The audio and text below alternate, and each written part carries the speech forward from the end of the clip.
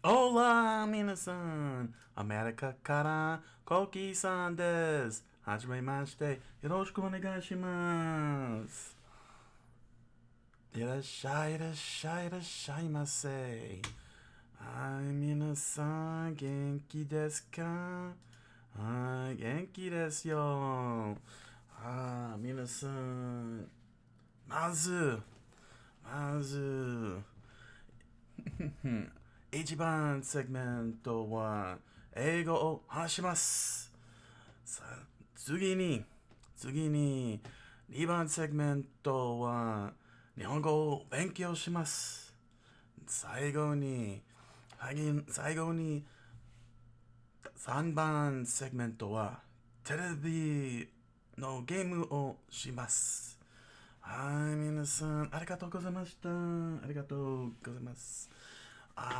皆さん、今は、一番セグメントが、あー英語を話します。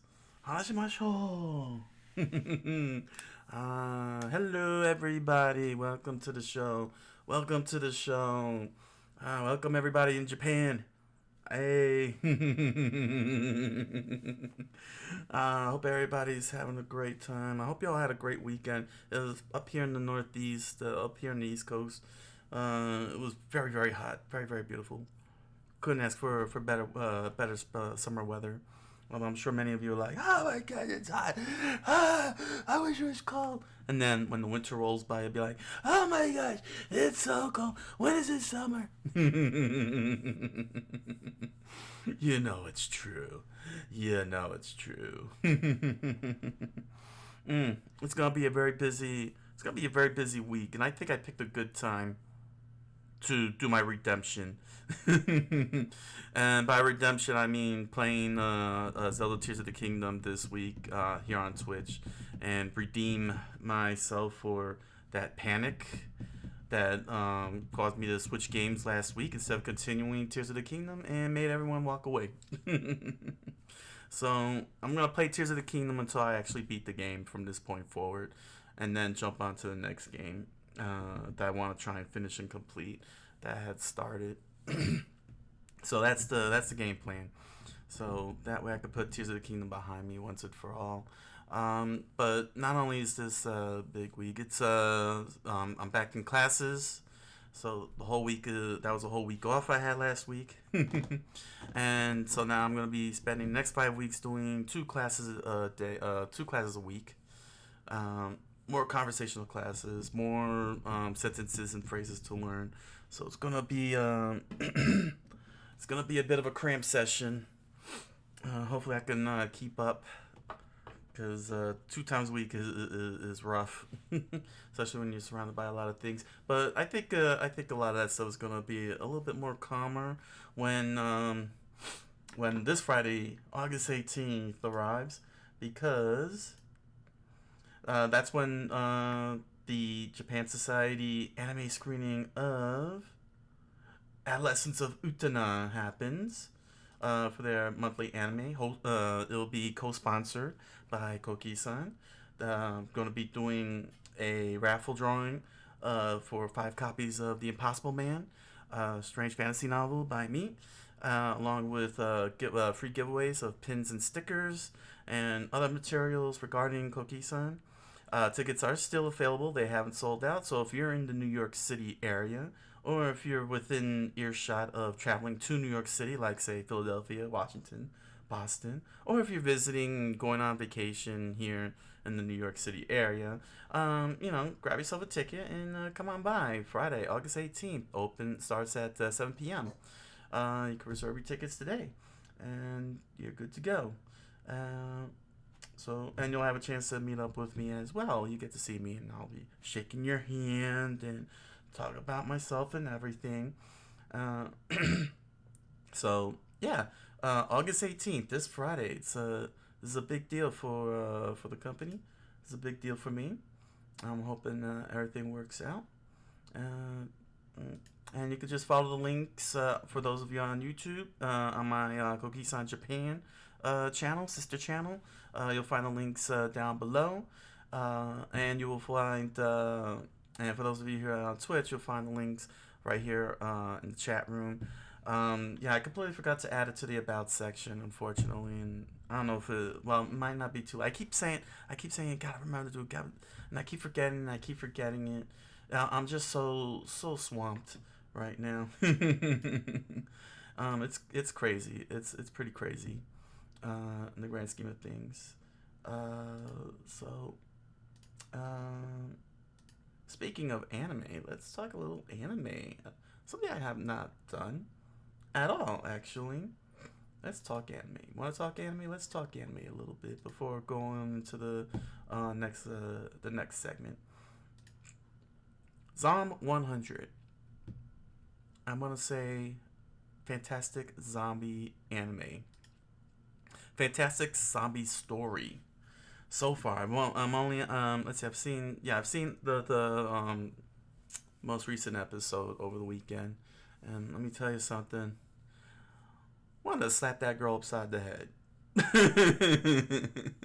This dude is saving her life, and she's talking about him having low self-esteem. It's like, wake up, child. It's like, wake up, child. He's saving your hide here from a zombie. And you're gonna criticize him for dressing up like a tokusatsu character, tokusatsu hero, and saying that he's got low self-esteem. You don't even know a dang thing about him. Suddenly you're a psychiatrist. You're some kind of psychotherapist, and you got him all figured out. Dude, just trying to be nice. And maybe get your phone number. But he's going out of his way. He's going out of his way to save your butt, man. And you're gonna talk about he has low self-esteem. You're the reason. You're part of the reason why people get killed.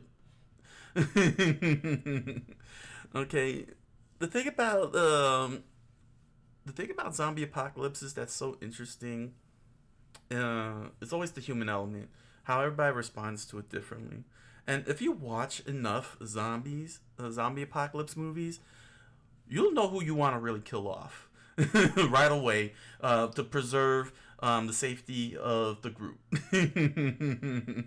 It is true that you don't want, while it is understandable, logically, you don't want a large group because one can screw everything up. But if you're going to end up in a large group, you need to make sure everything, you got to make sure that the people you're surrounded with is square. Because sometimes you get those that like to hide the bite and then everyone is dead. And then you got those who go into panic attacks for no reason, and then they end up doing something real stupid like opening the door with zombies in it and then everyone is dead.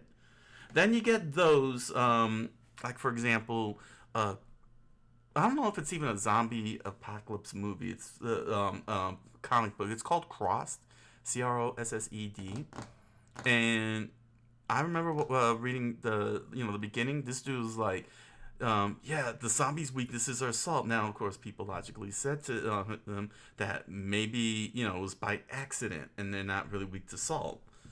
But he kept insisting, and my brain is like, you know what? I would shoot this guy dead right there and then, because anyone who thinks like that is going to cost lives. And sure enough, he decides to stay behind with his family, alright, and puts a whole circle around it, and yeah, they end up dead. While everybody else escaped. Thankfully, everyone was smart enough to just run away and not even lend it credence. But if you have someone who thinks like that, you gotta kick him out or kill him, because you don't want someone with a crazy idea like that in a zombie apocalypse. Okay. And this girl who was calling out the main character, Kira, having low self-esteem, when he was freaking brilliant with what he came up with to deal with the zombies.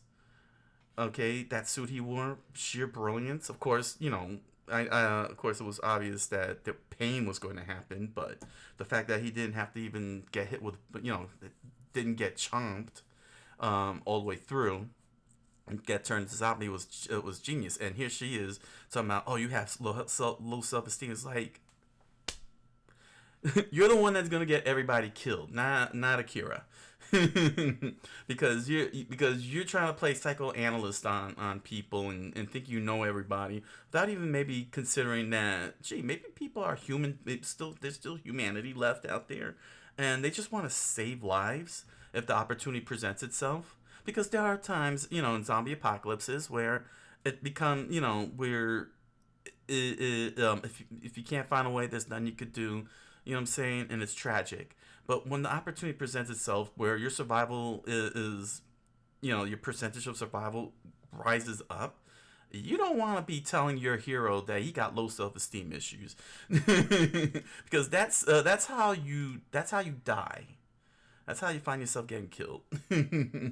And sure enough, if I was in a zombie apocalypse and some person, any person, doesn't matter if it's a woman or dude or whoever, tells me I got self-esteem issues when I'm trying to save your butt, I'm just gonna leave you behind because I'm not gonna bother dragging someone who thinks like that. And it's perfectly fine, to be prepared, but she's like beyond crazy prepared. She put herself on a trajectory of getting eaten because you cannot be well prepared. You know what I'm saying? In a zombie apocalypse, there's no such thing as total preparedness because you're dealing with creatures that are living on one frame of mind. That's eat whatever is moving, and you can't really stop that. You can't stop it. It's like trying to stop a Terminator. The Terminator's one job is to hunt down and shoot people down. That is what a zombie's job is. Its only job is to find something that's alive and eat it until it turns into a zombie or it's completely, skeletonized. And then you got this crazy prepared girl. You know what I'm saying? And it's, saying there's fair criticism to Akira because he is going, a little half-cocked crazy sometimes. With complete disregard to what's going around him, but the man's got a death wish, and that's another person you don't want on your team is someone with a death wish. That's what makes Zom 100 so great. Even though we're following Akira and his crazy death wishes, his bucket list, it does tell that you don't want someone like that either. If you want to survive a zombie apocalypse, I'm of the opinion that you need to live on instinct. This is where saying you can't be civilized in preparedness, and you can't like you can't live on the rules of civilization and be crazy prepared or any type of preparedness. You have to live on instinct, and that means you got to know how to eat, you got to know how to forage, you got to know how to survive. Because that's where instinct comes from, surviving. You don't have time to analyze a person's, psychoanalyze a person's self-esteem. You need to make sure that that person ain't got bit, because that's the first thing you should be doing is tell them to show that body and make sure there ain't no bites around it. Okay? You gotta make sure you have at least some type of weapon. And you have to know how to do something like fish at the very least, and now that and according to Zom 100, that's even more harder because even the fish can turn into zombies, and so that's the end of the food chain at this point. That's Zom 100 is basically total extinction level event. Once you find out that the food supply can be zombified, yeah, humanity is now doomed. There's no way around it, and I gotta see where they're going with it because you can't just have something like that, where any creature can become a zombie. Every creature can become a zombie. You know what I'm saying? Because you need a food supply, and that means you gotta live on vegetation, vegetables and wheat. You can't rely on livestock. You can't rely on poultry, pork, or beef and fish anymore. That's the crazy thing about Zom 100, and I think that's amazing. I like that because now it saying like there's still a sliver of hope if you know how to grow vegetation, but now you know that it's a true extinction level event, and I like that. It's a true extinction level event. but I don't know how well that's followed through. Because I haven't read the manga. I'm only sticking on anime only for this one because I got so much manga to read, both in English and Japanese. I just got too much, way too much. Going back 20 years, I still haven't finished. Man, I still have much to read in terms of manga, so that's why I'm sticking with anime only on Zom 100. Um, but it's definitely fun. It's colorful, vibrant. I really like that the characters we're following are just having a great time. Say they're really making the best of the situation. They're not letting it dwell down. And coming up with a bucket list is genius because it makes total sense. Why am I gonna try and fight to survive if I know I'm gonna end up a zombie one way or another? Whether it's because I got a heart attack or I get bit, I may as well try and do everything now that the world is an oyster until either somebody comes up with a cure that saves the remaining survivors and prevents the remaining survivors from becoming zombies, or or that's it. You know what I'm saying? Saying to resurrect civilization, because there is no civilization anymore. There's no more civilization. Humanity, the clock turned back on humanity when it comes to zombie apocalypses. And I just like watching these two just be like, roll with it. They're like, okay, it's a zombie apocalypse. I ain't got no job. There's nothing to do. I'll just go and do everything I couldn't possibly imagine until I die. I think that's the best way to go about a zombie apocalypse. Honestly, I never even took that into consideration, and I like that. I 100% agree. If a zombie apocalypse ever happens, I will do everything I can to make a bucket list and do everything in the bucket list until I die. Just try and do everything as best as possible, and if I die, so be it. At least I got to do a bucket list, do as much as I could on the bucket list, instead of worrying about trying to survive and live. I mean, I wouldn't do something crazy reckless like, say, get on a motorcycle and do wheelies and fly off a cliff or something. Do stunts or anything. But I'll probably see myself hunting down every single manga and anime and video game possible, and just bring it over for as long as the electricity stands, and just play the heck out of it. But just the manga alone. Oh my gosh! You know what? That would be a worthy journey in a zombie apocalypse. Travel all around the world to find every possible manga and read that. Of course, I have to be very careful not to end up like Henry Bemis in Twilight Zone, and have my glasses break, because it won't be fair. I'll have all the time in the world. It's not fair. And then Rod Sterling starts echoing from heaven. one Henry Bemis. Manga fanatic. Now just a relic of an age gone by on the Twilight Zone. Oh man. But Zom 100 is definitely amazing. I like that they substitute the blood with rainbow colors, variety of colors. That's such a brilliant workaround for the gore. You know what I'm saying? Like a real workaround on the gore, and really puts and really shows our main protagonist's feelings on the situation. Where all the other characters' point of view, their thinking is they see nothing but red, but he just sees a variety of colors because he don't care anymore. It's like, it's over. Okay, the world's over, but there's still stuff going on around here that I can live on and enjoy. Man, what a refreshing breath of fresh air. It's what a breath of fresh air in a zombie apocalypse. You know what I'm saying? They kept it simple. The zombies are kept nice and simple. Okay, you have your running ones and you got your slow ones, but they have one simple job, and that's to eat you, and that's it.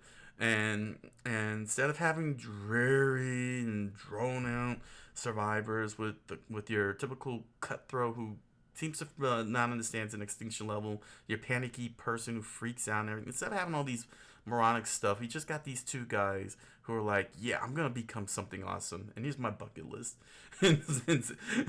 they're, Kenshi and Akira remind me of like Beavis and Butthead.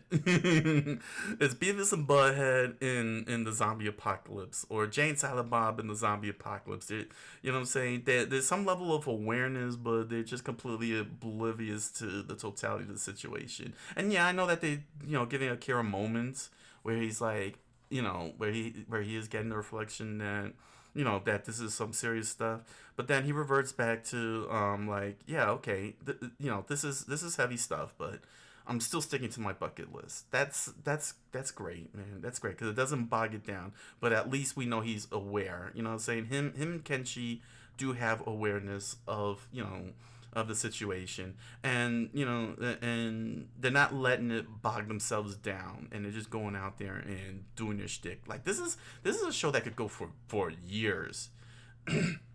Hands down, this is something that could go for years. You know what I'm saying? Because there is so much you could do on this earth freely now without any of the issues of social structures. And that's it. You know what I'm saying? It's like want to get to America, just hop on a boat and float across, or something like that. Although, yeah, no, you can still do it. You can still do it with the if you fill up the right type of fuel. You know what I'm saying? Like if you contain the right type of fuel and make sure that they're protected, you can get across America and start traversing, or vice versa. You know what I'm saying? Or make your way across the Sea of Japan and enter China, get through China, and just make your way west to Europe. It's not impossible to cross all the way over to Europe and then cross all the way back. Sure, it'll take years, but you know what? Who cares? You got all the time in the world, and and you can even make it into Africa by way of the Middle East too. Because you don't have to go by boat. You just cross over Egypt, and that's it. You're in Africa, and you can go all the way down to Cape Town in South Africa. So you know what I'm saying, the only thing you won't be able to make it to is North America because there ain't no Bering Strait. It's all the sea now. It's just the Bering Sea. You'd have to figure out a way to get the boat across on time, and then start traversing North America and South America. But the point I'm saying is that this is zombie apocalypse that's very creative, very fantastic, very fun. I highly recommend Zom 100. It's total kick butt. It's a total kick butt show.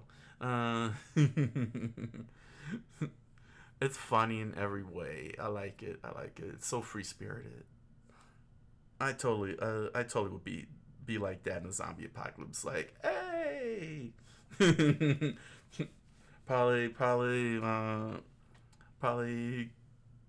get into this crazy drunkard stupor and everything, and numb my body enough that if a zombie bites me, I wouldn't even know, and be like, oh well, I went out drinking. At least I went out on a drunken blitz and enjoyed it. Like, yeah, so I'll probably be like, hey, and then I feel somebody bites me, and I'll be like, yeah. Probably still have the big smile on my face.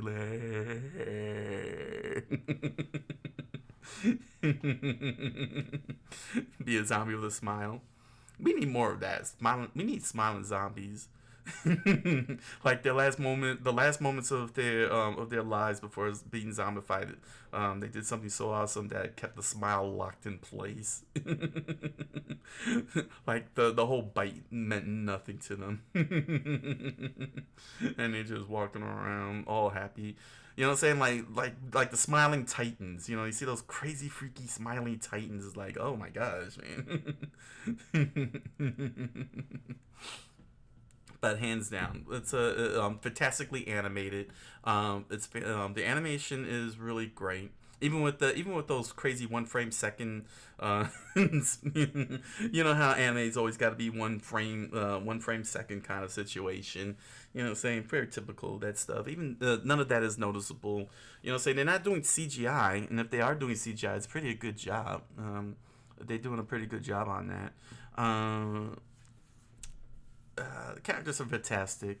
I know I'm knocking on the girl. I forgot her name. That told Akira that he has self-esteem, but she's still a pretty good character. She's got, you know what I'm saying, she's a crazy prepared character, but but it's a great juxtaposition to his carefree spirit. I think both of them are reckless on both sides of the extreme. So watch it. Watch Zom 100. If you haven't seen it, watch it. Watch it. It's really really awesome. All right. So for today's show, got Japanese studies to do. Gonna be focusing on the verb side, causative, passive, and then I'm gonna along with a recap of causative and passive. It'll make sense when you see it, but I'm gonna recap all three along with one more, and there's a good reason why. Ba, and that's because of the fact that it's actually very easy. It's a very easy thing to do. More kanji drills, and 10 more numbers on the kanji drills, and then there's I think I'm gonna do 3 sentences today. Just because I want to deep dive into the causative part, so I'm just gonna focus on 3 sentences today, just for today, so that way I can stay focused on the causative. Because I'm gonna cover many of the other verb types with the causative and passive forms, and the ba forms. So that way that could be squared out. Especially because when I loop back to do the root verbs, at least this way I can skip over them a little bit. And I don't have to also. Well, yeah, you'll see what I mean.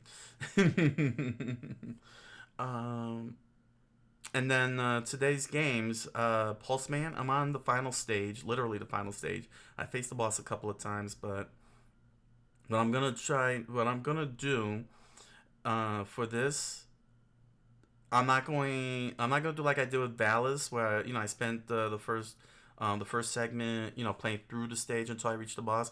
I'm just gonna get to just before I go into the boss. I'm gonna save state on the immediately on the first encounter tonight. And just save state outside the boss's thing instead of going through the stages over again. I want to get this game done. I've been at this for weeks now. I do love it. Saying it's a really fun game and everything. It's just that the final boss, if you were to take out one of just one thing, and that's his clones jumping around, the boss is challenging with those hands and what it does, and it's a good enough challenge. It's like saying it's like the same situation with Valis 2. In Valis 2 last week, it was like, 7 different enemies coming from 7 different areas, all on the same screen at once, leaving you with 0 wiggle room to get all the way up there. Get to the boss and everything. It's the same situation here. You don't need false false difficulty. I call it false difficulty. That's my take. False difficulty, where you put in unnecessary things to inflate the difficulty when the challenge is already sufficient enough as it is. So that's all. That's all it is. Once I get Pulse Man done, if there's still time, I'm gonna explore Nintendo Switch Online and check out, play some small games. Like those arcadey style games, the ones that can't that I can't do a full 4-hour episode on. I'm trying to try not to play like the RPG ones, because I rather save those for like a big show, or again, platformers. I rather save that for a big show. But I'm talking about like a puzzle game, and so on. I got the other apps that I want to take a look at. I've been stuck on the Genesis one, the Mega Drive, so I want to get into like the Famicom, maybe Super Famicom. The N64 I think has has long games. Yeah, they don't have no quick games on there. What else? The Game Boys. I already explored a few of them that was short. Mahjong and Burger Time. The others are full platformers, and I believe the new Zelda game, the Oracle games, the Zelda Oracle games. So probably gonna explore the Super Nintendo and Famicom, Super Famicom and Famicom after that. After I get Pulse Man done, if I have time. So that's what's on tap. That's on tap. All right. So it is time to get studying. I'll be speaking Japanese. No, not really. I'm gonna be bilingual again. I'm getting there. I'm getting there. But let's get on with studies. Oh my gosh, I put up the wrong screen here. Hold on. Don't panic. Everything is fine. There we go. Kanji drills. Kanji drills. Let's start off with the kanji drills. From Genki 1. Genki 1. Where do we last left off? We were covering the weather and other things. Let's see here. What page were you on? Yeah. Alright. We're talking page 188, vocabulary. Alright, so just a reminder, everybody, I won't be able to see you in the chat room as I go through Microsoft Word. So apologies if I'm not responding quickly and sufficiently. When I finish the kanji drills, I'll swing in and take a quick look at the chat room and read off if any of you made a comment. Alright, so let's get on with our first word here. Let's see, we did every week, so now we're doing kongetsu. Kongetsu. Kongetsu. Okay. Kongetsu.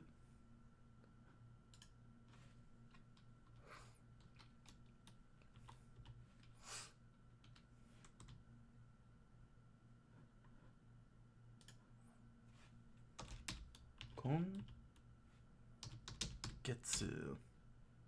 Kongetsu. That is this month.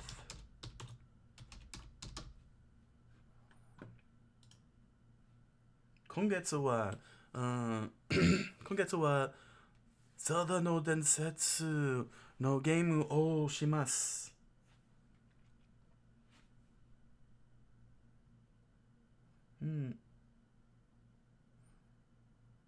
Now, next word is Raigetsu.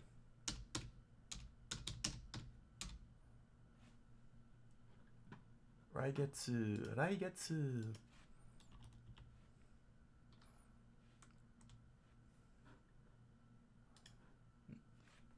Minasan, Raigetsu wa Terebi game o shimasu. All my sentences will revolve around talking about video games. Alright, now this one's a switch up here. We have Kaishain. Kaishain.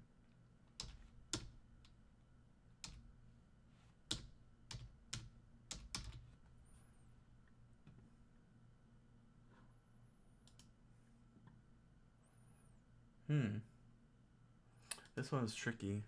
I'm not sure which ones fall under. Let me check Jisho here for Kaishain. See where the furigana lays on top of. Here we go.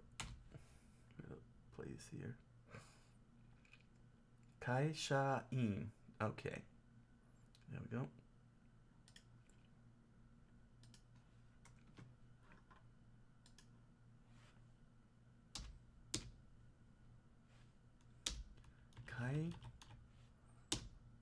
Kaishain. Those are our kanji. I gotta do more of that. I never even considered doing that more often, so we know where the kanji lies. Office worker.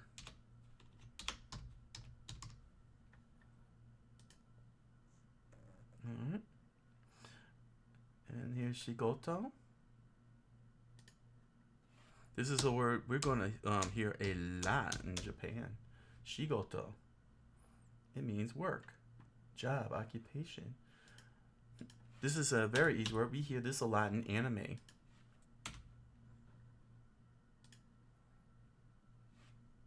Let's see. And one of the most annoying because this is because shigoto, I believe, is unyomi, not konyomi. So, job, work, occupation. Yeah, it's it's Chinese reading rather than Japanese reading. No, Japanese. Sorry, I got that backwards. I think it's Japanese reading, not Chinese reading. It's a total throw off.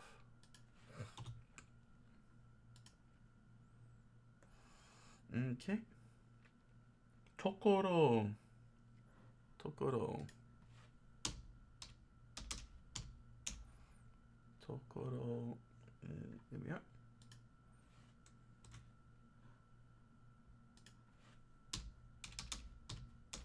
Tokoro. Place. This means place.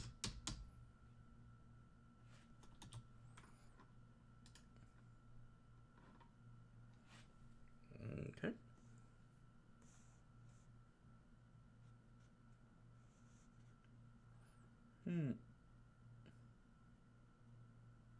Ofuro.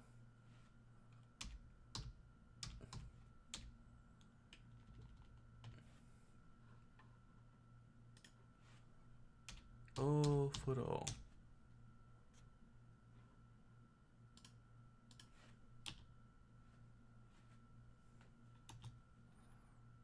Ofuro. This means bath. Oh. Furo.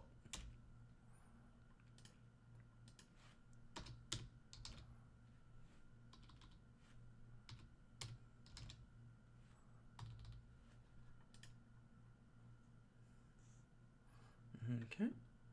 Nanika. Nanika.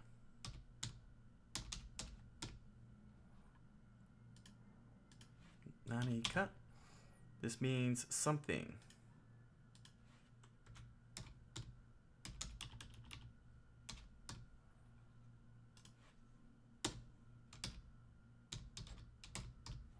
Nanika. Something. All right. Now we're jumping into non-adjectives. We got 3 adjectives here today. The non-adjectives.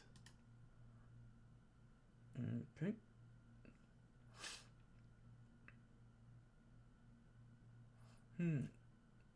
Jozuna. Jozu.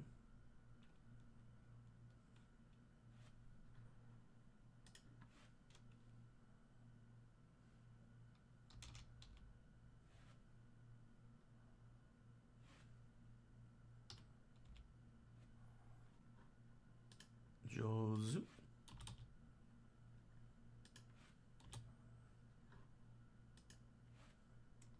Yeah, I'll add na just for reference. I don't do that very often with the adjectives either.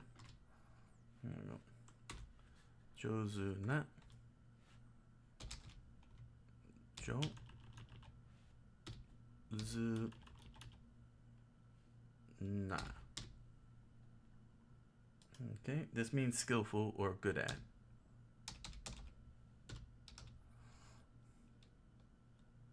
Terebi ga jozu na, jozu desu.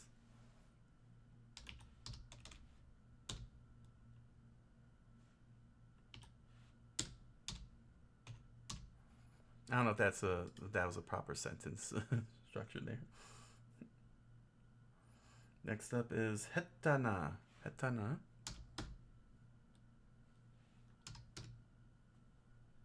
There you go. Oh, this helped this did me the favor. Hetana.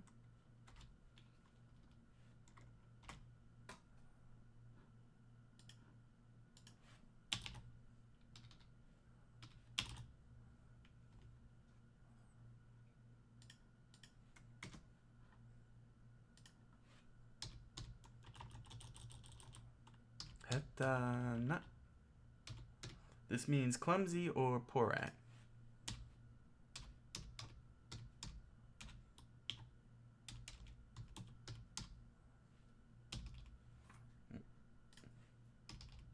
There we go.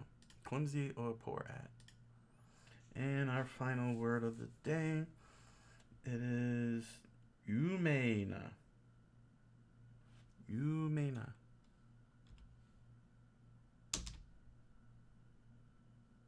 Oh, thank you. Yumeina.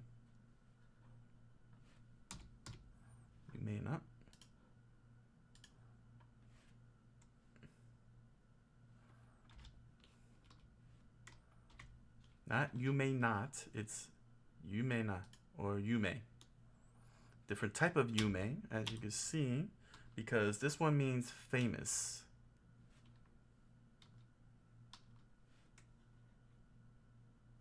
You may, because you gotta stretch that E part. You may. I'm saying you may not. It's you may. Sorry, that was my weird accent kicking in. It's you may. You may. You may.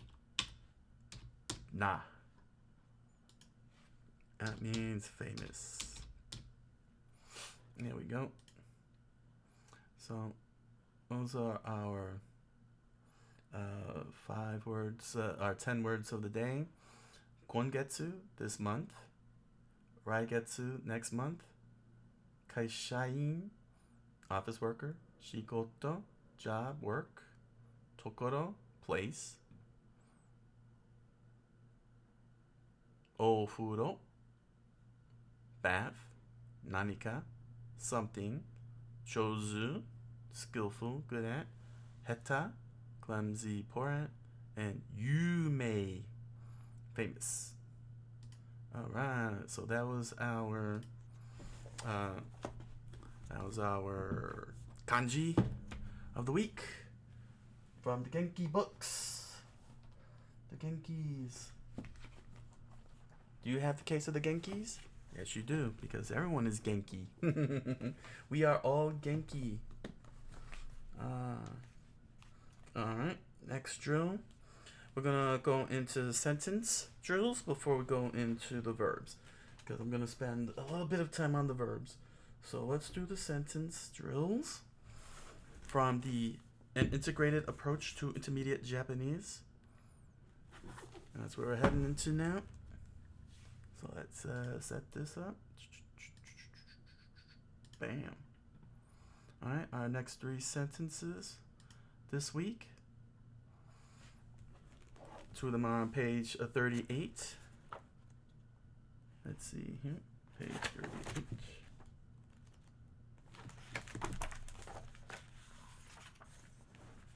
There we go. All right. Tsumori. Tsumori. In other words, that is, namely, in short. Okay.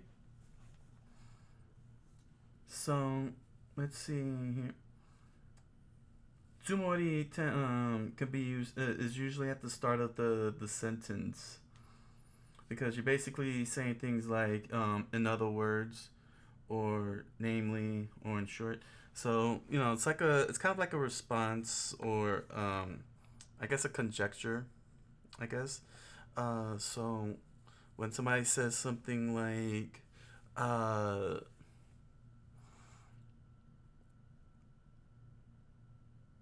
say something, let me see here, in terms of English, you kind of like saying, what's the best way? I don't want to use their examples. I want to do my own examples here. So sort of like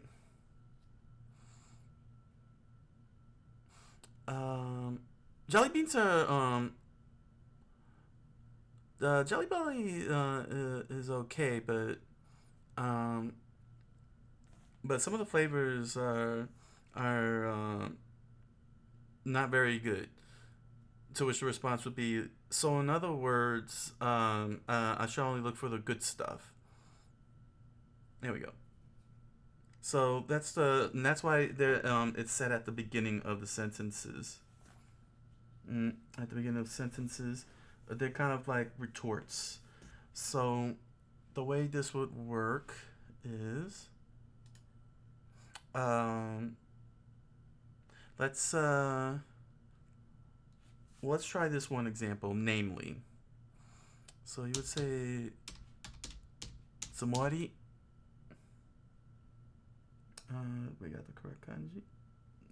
Nope. Tsumori is entirely in kana. So just leave that like that. It's entirely in kana. Tsumori, let's say,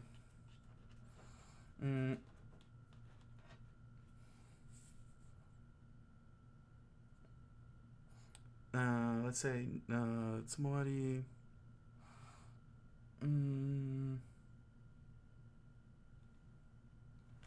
just for a quick short example, I'm trying to think of, oh, okay.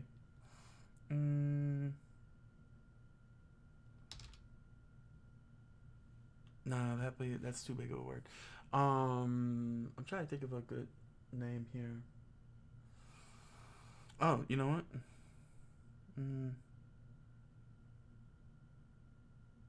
No, it's not gonna give me that one either. Oh, you know what?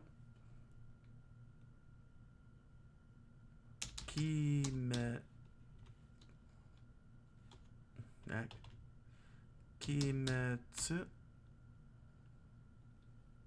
no Yaiba. This might end up, okay, I think that's close enough. So in this instance here, namely, Kimetsu no Yaiba.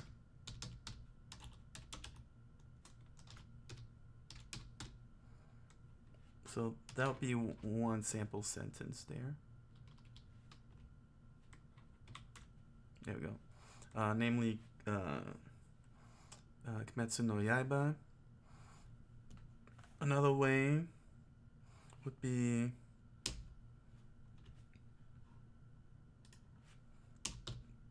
Tsumori.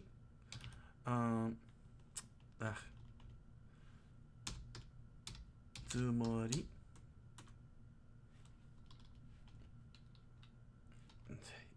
Sorry, I'm misspelling here. Tsumori. There we go. Tsumori.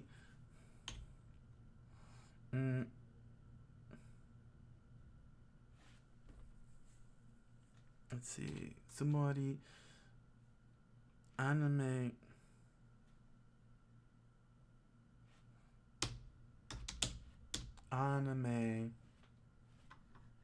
Oh.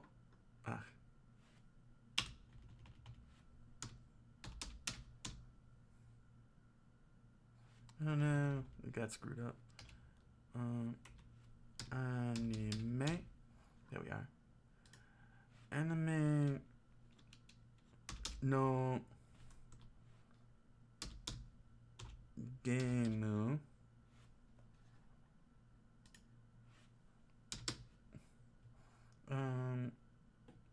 Anime no game. What? Tsumori, anime no game wa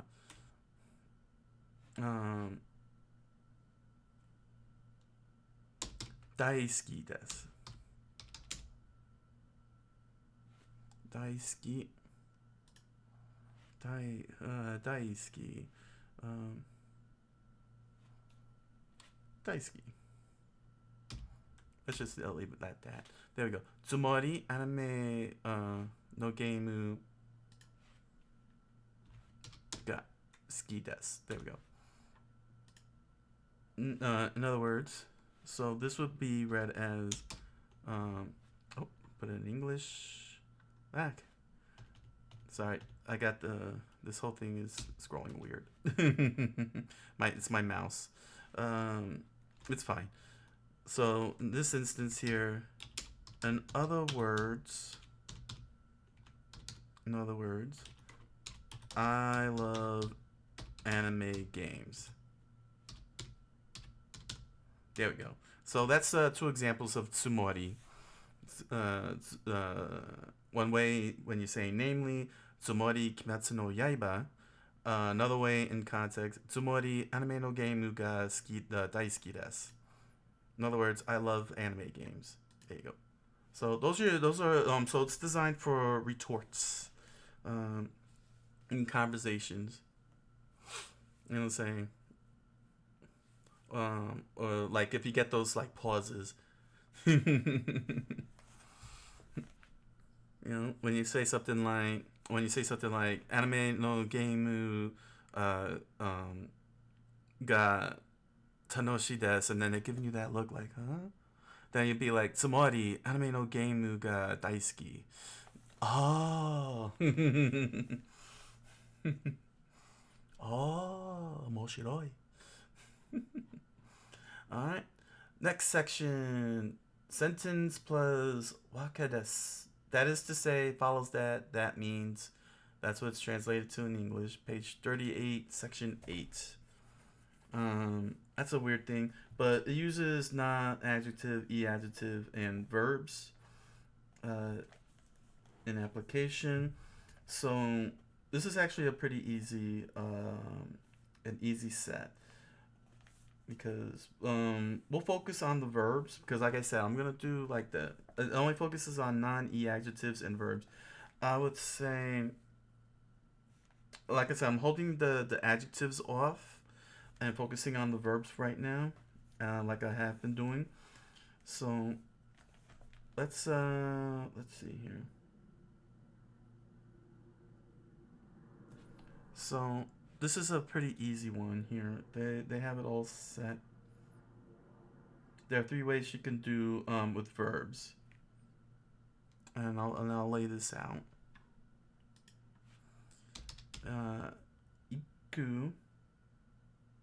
Iku wa waka desu. Iku wa desu.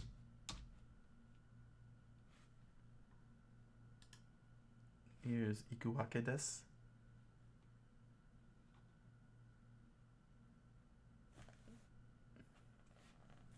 Okay. The next one is ikanai wake desu.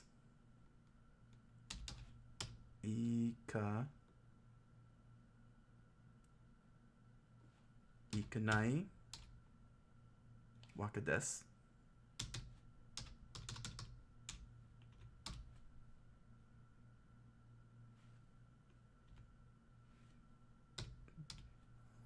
Okay.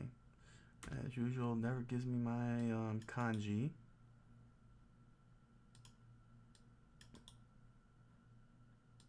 Okay, so ikanai wake desu. And then finally there is itta wake desu. Itta wake desu.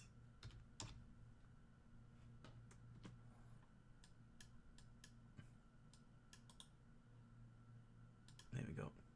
So those are the three variations of using verbs with wake desu. That's why I wanted to hold off on the non-e adjectives, because they got 2 variations for each ones, and I want to stay focused on verbs. Stay the course with the verbs until they get down pat. And this is covered in dust. My shirt is covered in dust. Oh my gosh, I'm so dusty. My apologies for that. So iku wake desu, ikanai wake desu, and ita wake desu. So apparently, it states a logical conclusion which can be drawn from previous statements. So you basically saying, that is to say, I went, or follows that, I went, or that means I went. I'm gone, I'm going. Let's see here. Yeah. So it's a weird thing, but you do have to put a whole sentence on there. So I guess in a sense, I guess we could say hon. You know what? Let me come up with something better. Eiga? Yeah, I'll stick with Eiga. The movies. Here we go. Eiga ni. There we go. Eiga ni iku wa wake desu. So, I mean, I know that you gotta use more than just a sentence, but you can use it. But since it's coming at the end of a verb, here we go. Here we go. So that's how that works. No wonder he is good. That's why she. It's kind of weird. There's samples here.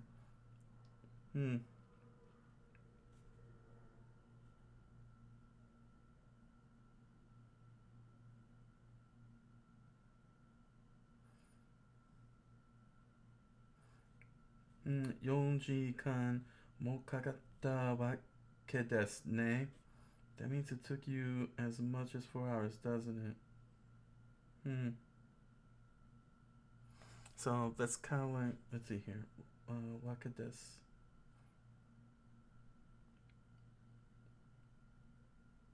That means you went to the movie. You gone to the movies. 映画に行ったわけです.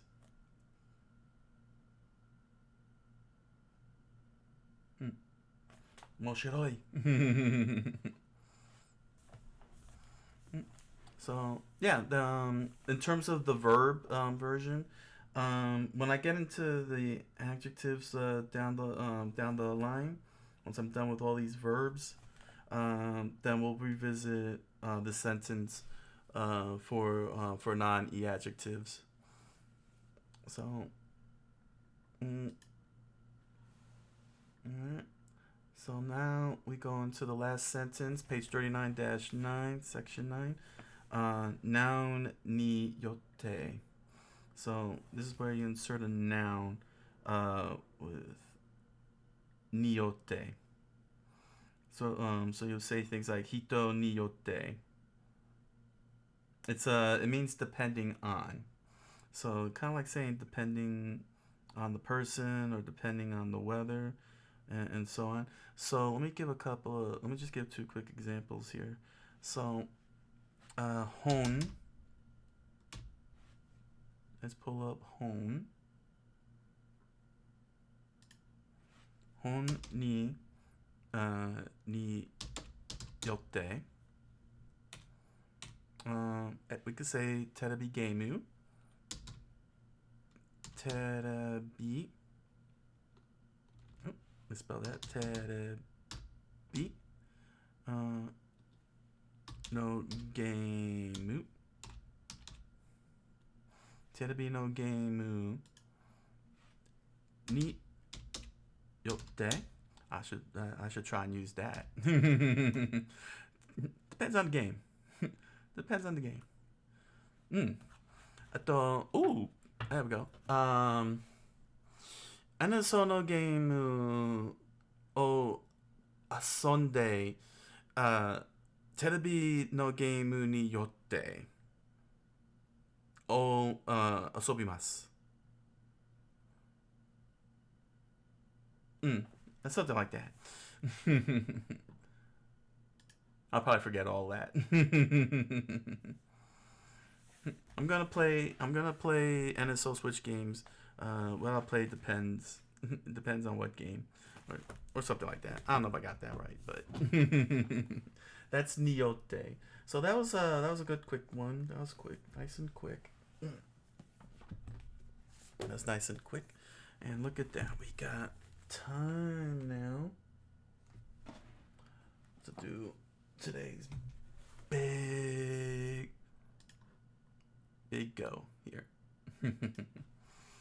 All right. Any comments? Okay. Hope y'all hope you all having a good time so far, learning Japanese with me. Because learning Japanese is fun. It's really fun. It's really awesome. It's great. It's always a great feeling, learning a whole new language, having some awesome fun. Like I said, Japanese is like easy to learn, difficult to master. I think this is one of the most best languages out there in terms of humankind, of all mankind. Um, it's definitely top tier. If I were to do a tier list, I would definitely make this S tier. I'll make it I'll declare an S tier language. An S tier language, because yeah, you don't have to really learn the writing system. You just got to understand the context. If you understand how to apply context, you could be able to speak Japanese pretty well at an illiterate level. But you got to be ready. What's great is that two of their writing systems, which is the kana systems, hiragana and katakana, are static compared to their third one, kanji. So it's like if you just learn how to read those and get your fluency up, you could be able to read furigana books. Um, like here we go. Like this one here, Hoshino Koe, because it has furigana above the kanji. So if you learn the context, you'll be able to read these types of books with no problem, and not have to worry about the kanji part. The kanji, you can just use that, to do any references you may need to know what you're trying to, what the book is trying to say, and you can keep up with it. Same with manga as well, and TV shows. Saying there's some shows that do talk, that do offer up furigana. All right. So, gonna recap before. So here's what we're gonna do. First, we're gonna start with causative passive. All right. So let me scroll up here, and do I need to scroll up here? No, it's alright. I could copy and paste. All right. So, causative passive. It's being talked into doing something you did not want. So, like you don't want to take out the garbage, but your parents, making you go and take it out. Then you're gonna use causative passive to be like, didn't want to do the garbage, but my parents told me to do it. That kind of thing. Now, this one is very, very simple to verbs.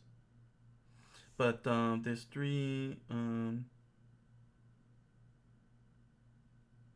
But the thing about causative passive is that there's three approaches to this, and this is what makes it very tricky. Okay, so while I have been following the verb, the problem with this is that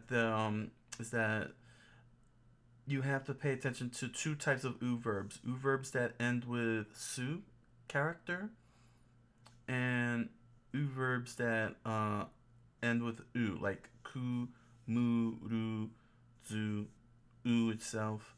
Because you're gonna be dropping the u, but they have two different ways of going about it, and all the ru verbs, which is what we're gonna deep dive into, has a completely different one. But we gotta go all the way back to here to do this. But first, let's focus on iku, since it's the prime. I'm using it as the prime example for u verbs. And what you're gonna do is you're gonna drop the u verb and add asareru. So here is. So let me give you this with the English text. Here's iku.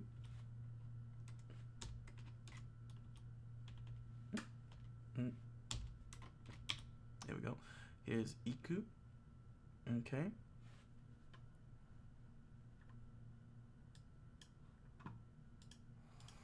Here's your u verb. Let me clear that out. Make sure that's it. So here's your u, and then you're gonna replace it with asa re ru. So it becomes a ru verb.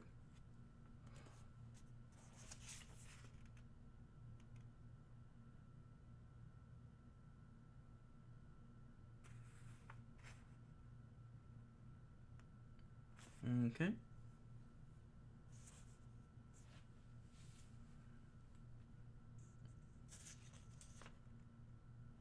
Mm-hmm.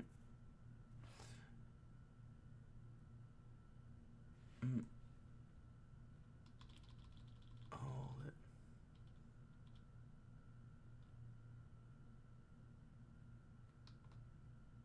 Oh, I did this a little different. Sareru.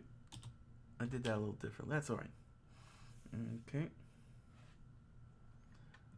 So by dropping the ru verb, it becomes ikaseru. Ikasareru. Let's see here. Ikasareru. Ikasareru. Ikasareru. Then you have ikaseru, ikareru, and then you have ikasareru. Ikasareru. So it's gonna become much of a tongue twister. And just like all ru forms, you get to turn them into mas.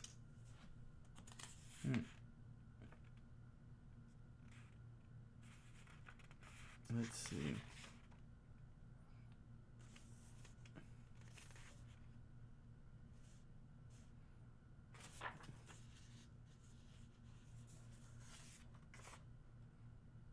That's a whole different section. All right. Let's see here.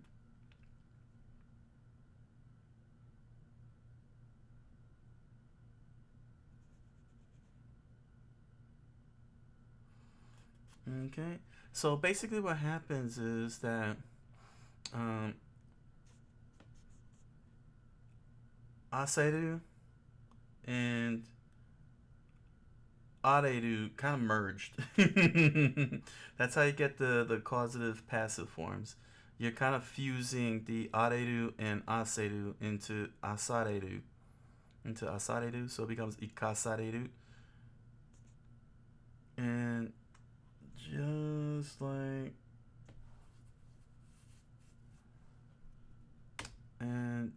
just like in true form, it's going to end in mas and mashita. There's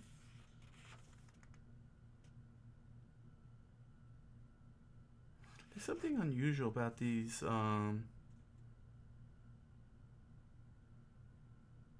Yeah, you gotta drop the whole ru form, right? Because since it's a ru form, you drop the ru. You have to drop the ru form. All right, hold on a second. Let's ignore all of this so you can see this clearly. Okay.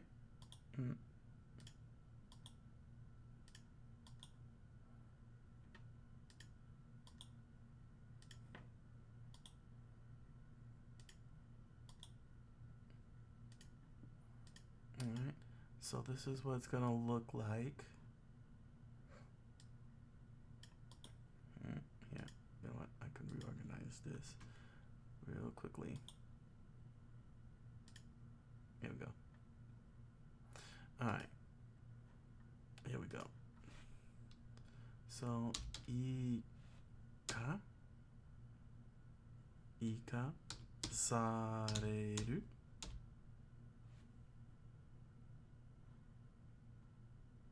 Ikasareru.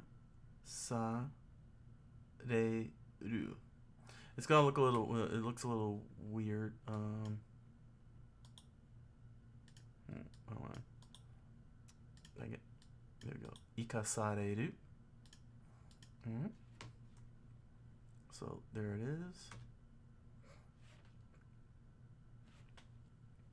And here are their mas forms.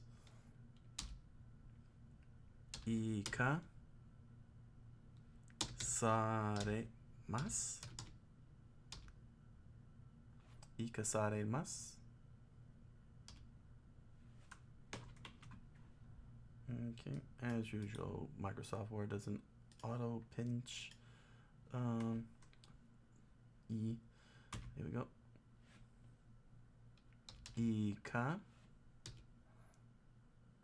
Ikasaremasen.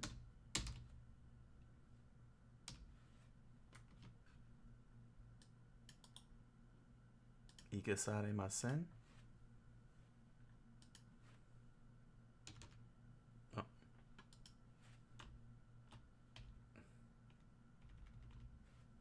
Okay. 生かされました。生かされました。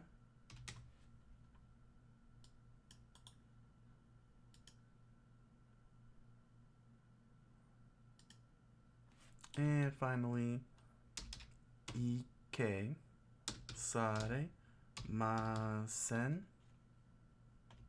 ませんでした。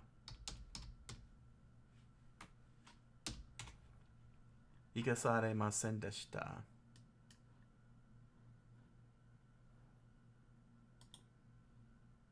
生かされませんでした。There you go. Alright. So there's our mas forms for iku. I'm going to copy and paste this and put it in the main spot right up here. Right here. Just like that. Alright. Iku. Asareru. Ikasareru. There we go. Ikasaremasu. Ikesaremasen. Ikesaremashita. Mashita. And ikesaremasen deshita. Alright. So we got that settled. So that's what iku looks like. Alright. I know I put ikaba on here.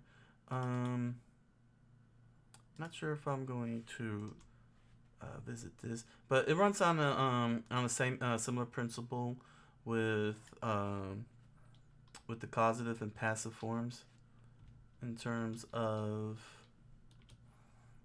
converting the u form. But I think I'm going to leave it be for now because causative and passive are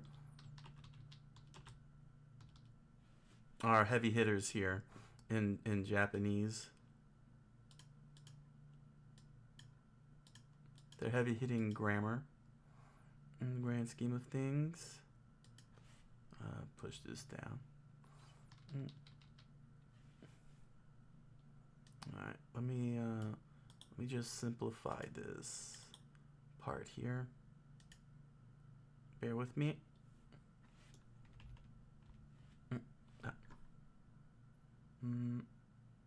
There we go. And here. Alright. Alright. And just like root verbs, you know, they can, you know, you can make them te forms and such. Just be aware of your output when using it.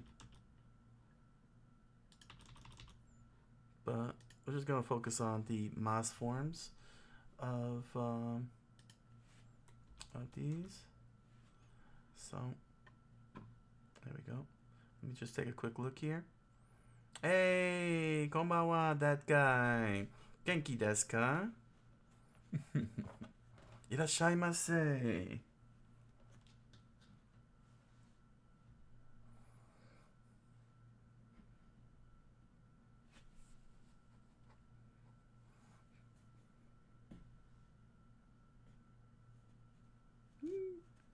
Genki desu. Yosh. Ii desu yo. Welcome. You made it just in time because I'm gonna be deep diving into no Japanese keyboard available for now. Aww. Daijobu. I'm doing a deep dive to close out the studies with the passive, causative, and causative passive because they have a very easy pattern, but I feel like Genki may have overcomplicated just a little too much of it. So this is kind of like a simplified abridged, but it still follows the same forms. Let me just push this down here. Let me insert the rows here. You know what? Why don't I just remove ikeba? Ikeba does a similar thing where you drop the u and replace it with eba, but I think it's just simplified enough. It's not It's not in a similar situation. I thought it was in a similar situation as the passive and causative forms, but it really isn't. So there's no need for me to have it up there. So basically what happens is that it is extremely confusing, especially when applying it into sentence structures, because with causative, passive, and passive, it involves in about the order of in which you're using your nouns. Basically, specific people. And for example, let me see here. According to Genki here, causative passive. To use causative passive, you're going to have person wa, person ni. Basically, they're using like the terms puppet and puppet master because it's about who's, performing the action and who's, wielding. Yeah, you see how complicated, you see how weird that is that they say that, using the puppet and puppet master kind of thing. It's a little bit overwhelming to comprehend. Bless my sensei. She tried her best. But basically in English, it's like saying, "You made me go to another stream."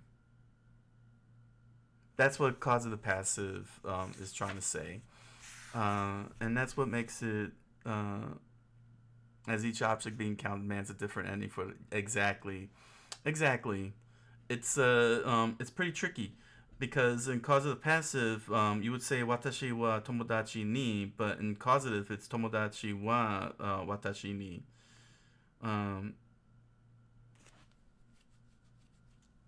So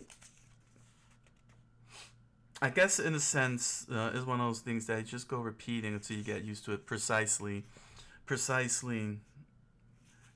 the only way to get it stuck into your head is to communicate in Japanese, and somebody corrects you if what you said was right or wrong, when they get confused. So it's kind of like a trial and error kind of thing, but what I'm looking to focus on is with regards to verbs, because it's actually very, very, very easy in terms of speaking it, because they're all doing the same exact thing, and I've noticed that for the verbs.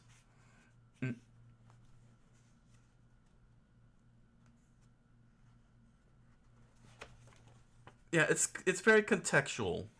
It's got a strong emphasis on contextualization. You have to be as precise as possible. But the good thing about what's great about Japanese, though, and I say this countless times, is that you don't even have to say a full sentence. Like, you don't need your sentence to be extraordinarily long to communicate. You could just simply say ikimasu, and they know you're saying I went. I'm going. I go. You're saying, if you say ikimashita, you're saying I went. You don't even have to overcomplicate your sentence, as long as, of course, the context is there. Saying like everybody knows the subject that's being talked about. If you're talking about you went to a specific store, let's say you went to a bookstore, and then you'll say ikimashita. You don't have to say honya ni ikimashita, because that's already the subject of the topic. It's no different than in English. In English, we simplify our sentences completely once we know what we're talking about and what the conversation is about. All of the long sentences we do is because we're trying to emphasize something, and Japanese is no different. Once you have a subject going, then your long sentences is just to emphasize what the subject is about. You don't have to repeat the same words over again. We don't do that in English. You know what I'm saying? That's what I love about Japanese, man. It's one of those easy to learn, hard to master kind of things. You'll never get lost in the mix. It's so beautiful. Such an elegant language, man. It's very elegant. It's got a nice feedback loop. And that's the situation here with passive causative and causative passive, because again, they're just verbs. They're just verbs, and you're converting them into a specific type of ru verbs, and they follow the same exact formula and pattern as a ru verb, in which you drop the ru and replace it with mas, mashita, masen, and masen deshita, and you're still accomplishing the same exact thing. And as long as everything is in context, you can just say very easily as a retort, ikasaremasu or ikasaremashita, and that's it. You don't need to add anything more to it. If if somebody said, man, I had to take out the trash, then you'll say, yeah, I was told to take out the trash too. You know what I'm saying? But you could simplify it to ikasaremashita. You could be like, you could say, watashi mo ni ikasaremashita. Yeah, I also had to take out the trash because someone told me to. Just like that. So, this deep dive, which I want to get into quickly so I could go into the break and jump into gaming. I want to go through all the other verb forms rather than go through the loop back, along with ru, and I'm going to include the ru form as well, using taberu as the subject. So that way you can see, that way everyone can see how easy it is to convert it, because all you're really doing with the u forms specifically is you're just dropping the u part, the letter u. For English speakers out there, it's the letter u. You're just dropping the u in your verb form, and you're replacing it with areru, aseru, and asareru. That's it. It's every single u verb, you just drop the u, and that's it. You don't have to do anything else. But like I said, Genki tries a little too hard explaining the whole thing. So like in passive, they're using terms like victim and villains, and it's like, saying it. I understand it is extraordinarily difficult, and they're doing the best they can. Saying I can't, you can't be like overtly angry at Genki. They're trying the best they can to really explain how these three forms work. But I think the only best way is just learn how to convert the verbs and then just use it in conversation. Just get an idea of what they mean and use it in conversation, and let someone from a Japanese native speaker correct you. It's better off that way than trying to basically the to do or I'm doing it now particle. Yeah. Basically. Basically. So let me start with the ru verbs here. Let me type this in. Ru verbs. Okay. Taberu is going to be the subject.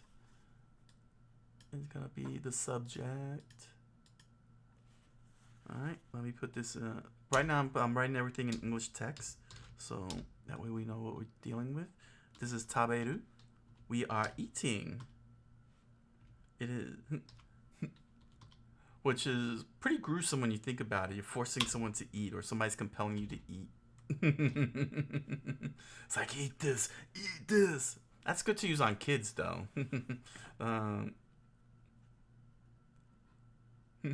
Taberu.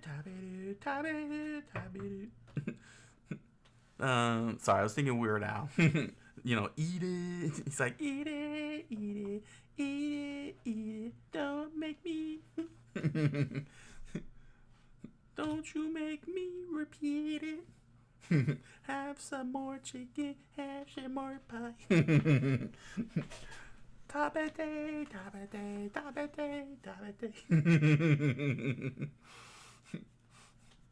Repeat the oshimasen.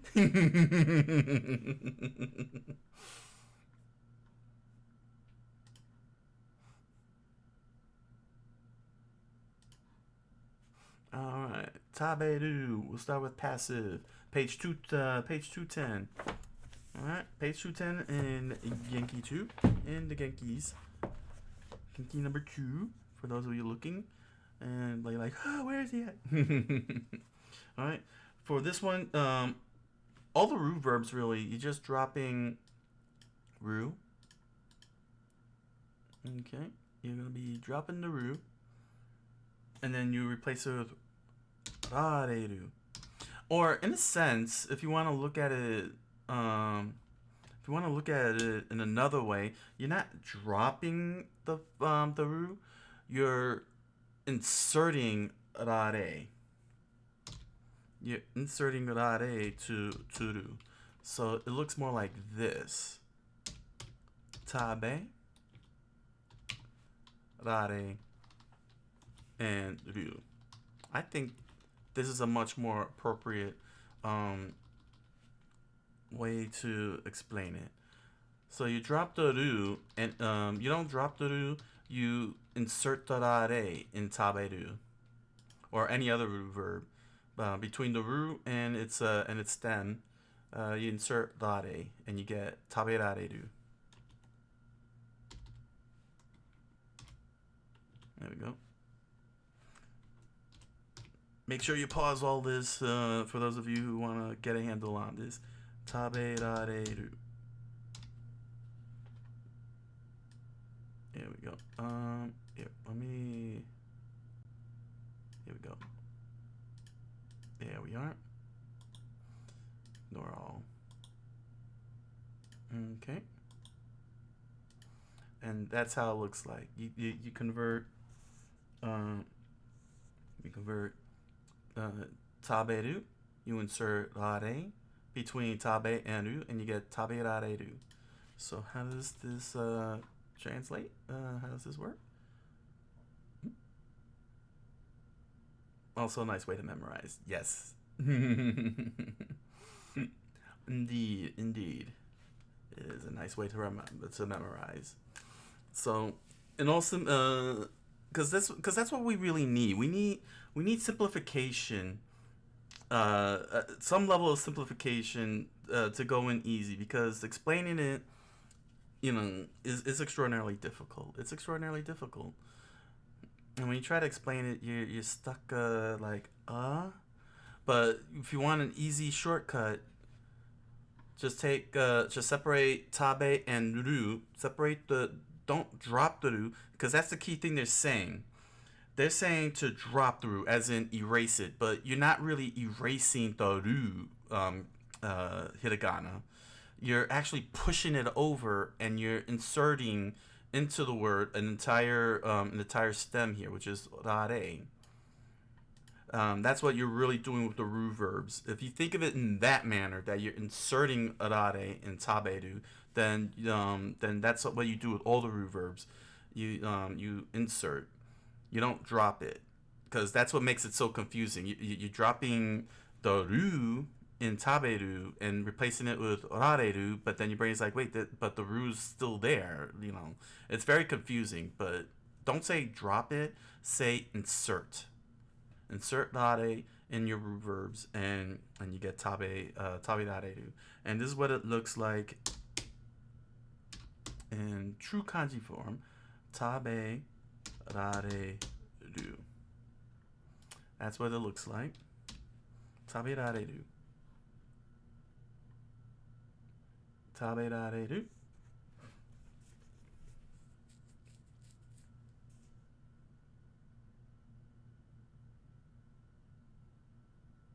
So, I had my friend eat food.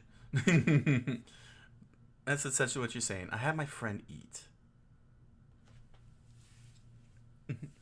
I had my friend eat food. So you say ramen o taberaremasu. I had my friend eat ramen. or tomodachi tomodachi o hold on a second. Tomodachi o terebi no game 友達はテレビのゲームを、され、され、されます。されます。おされ、mas. There we go. I have my friends play video games, television games. Sare, because suru is saremas. There we go. It is sareru, so it becomes saremas. Yes. I have my friends play video games, so that's what you're doing. So here are their forms. It is similar to German. Some tenses and circumstances require the insertion of a syllable in the middle of a word. Not only prefix and suffix, but insertion in between. Fascinating. Omoshiroi. Omoshiroi. Sugoi.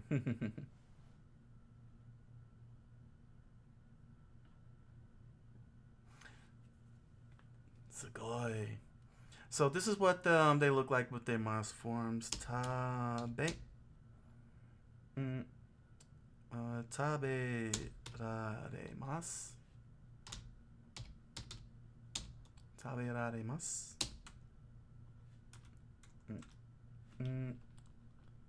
Taberaremashita. Taberaremashita. Taberaremashita. Dang it, Microsoft Word, give me my kanji. I gotta really get used to reading my kanji here. My kanji. Tabe. Tabe. Rare. Masen. I did not make my friends eat food.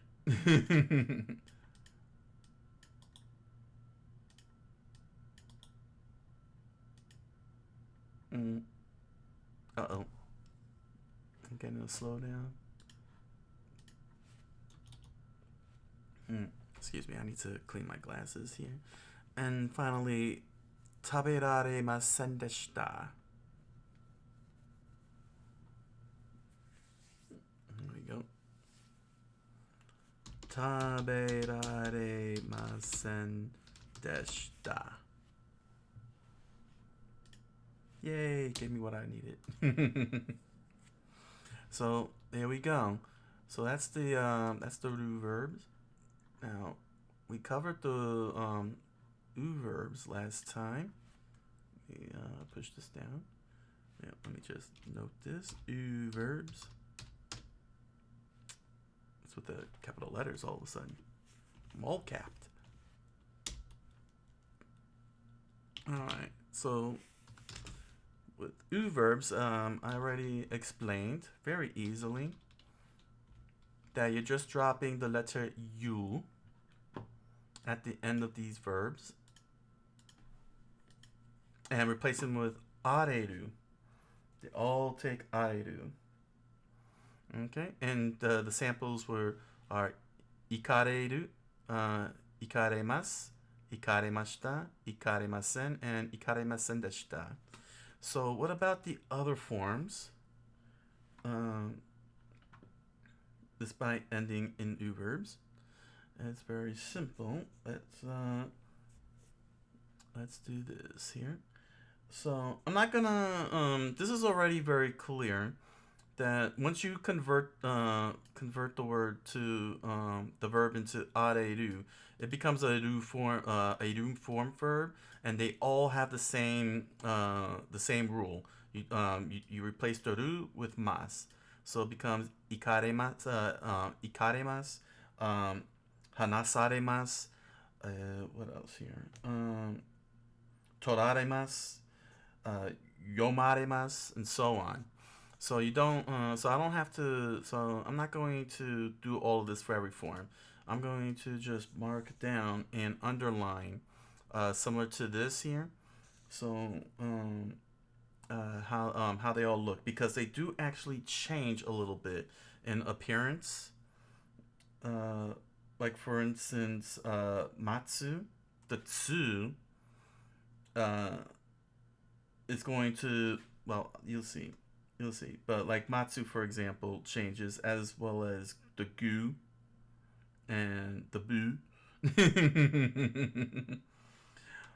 They literally change hiragana very easily. So this is so let's start with hanasu. Okay. So let me give you the English form. Hanasu. So this is the su.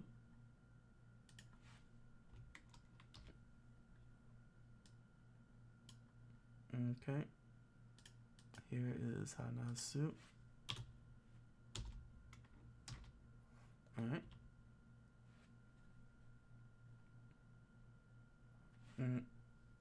Areru.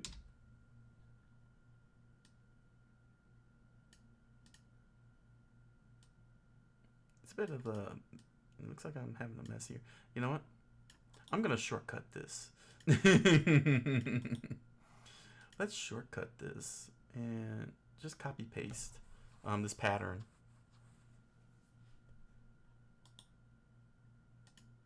There we go. How many of these here? 1, 2, 3, 4, 5, 6, 7, 8, 9. Okay. Let's just copy paste these patterns because you know what? This is annoying. Here we go. 1, 2, 3, 4, 5, 6, 7, 8, 2, 4, 5, 6, 7, 8, and 9. There we go.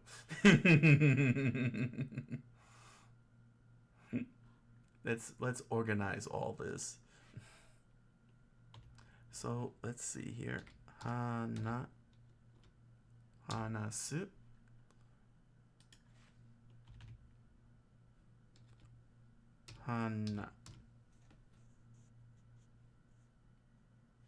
Hanasa. There we go. So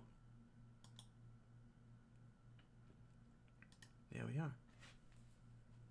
So hanasu becomes hanasareru. Okay. Then here's mitsu. Mitsu. So I'm using English text for English readers out there, for all you English readers out there, so that way you can understand how the conversion is working. And now we'll put up the Japanese text underneath each one. But for now, this is to establish. So you notice how mitsu became mita? It doesn't become mitsa because there's no tsa. So it ends up turning into mita. Mitareru. That's what happens with su forms. With the su forms, they become ta completely. So this is what I'm talking about. The easier. Yes.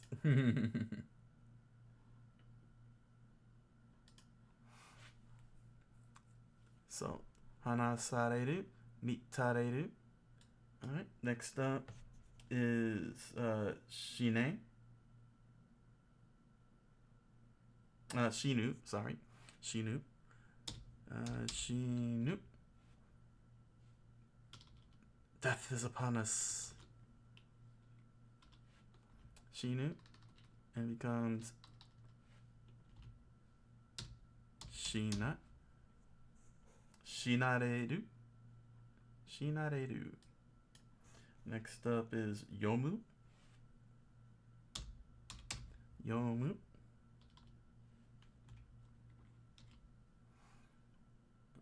Then it becomes yomareru. Yomareru. Then we have toru.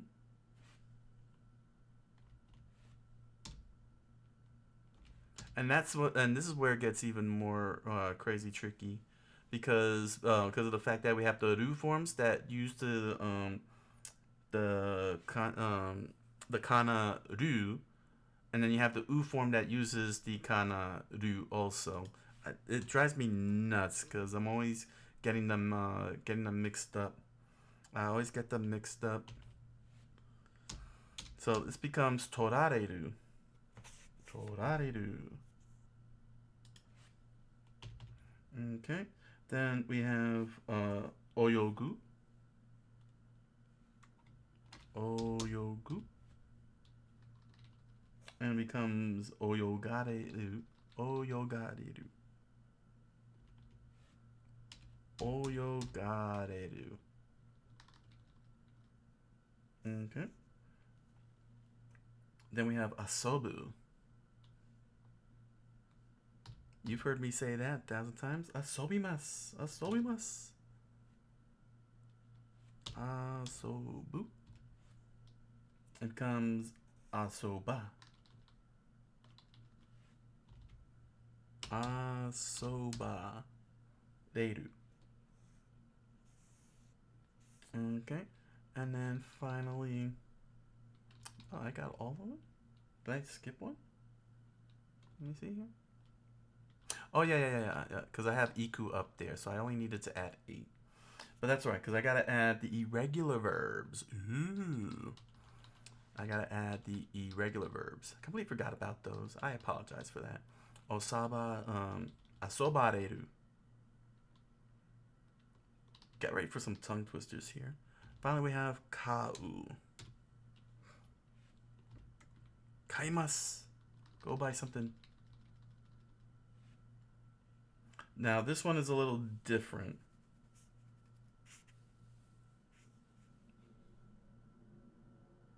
Because you can't use ka. This one's a little different.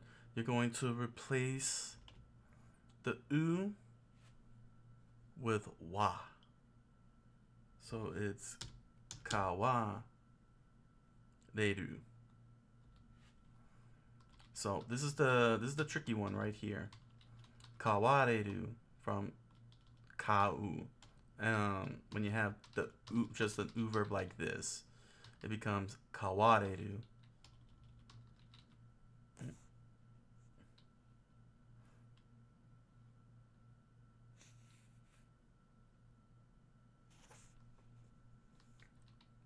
So you gotta watch out for those ones. Hold on, let me scroll up here. You know what? Let me push it down to its own page. There we go. Oh my gosh, it really does take a whole page. So be very careful with verbs like kau, because you have to convert the u to wa. You can't call it ka. It can't be ka reru. It's gotta be kawa reru. I think this stems from, I don't know what it stems from. I'm not gonna say anything. Let me not say anything. I'll end up looking dumb. Irregular verbs. Alright. Of course, there's only 2 of those. There we go. Copy that. And uh-oh.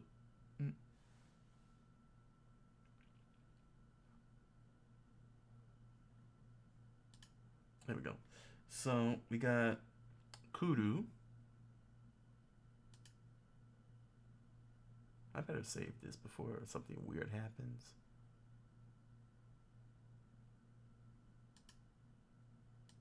All right, hold on a second. I just need to do one quick fix here. Where is G-Show? Give me 1 second here. Let me just be safe about this.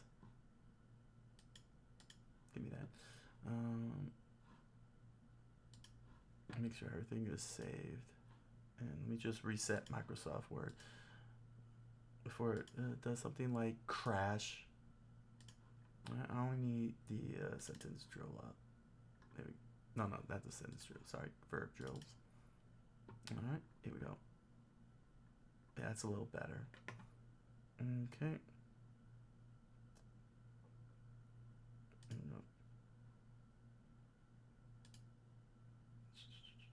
Verb drills. Perfect. All right. There we go. Nice safety measure there. All right. So we're going to do kuru. There we go. Here is kuru. And again, now this one changes completely because it's not going to be kuareru. What's going to happen is that the ku is going to turn into ko when you apply rareru. So let me set this up here. Okay.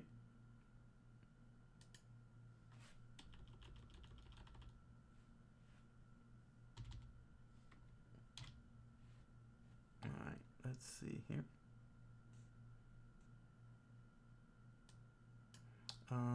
Let me underline this. All right. All right. Ko. There we are.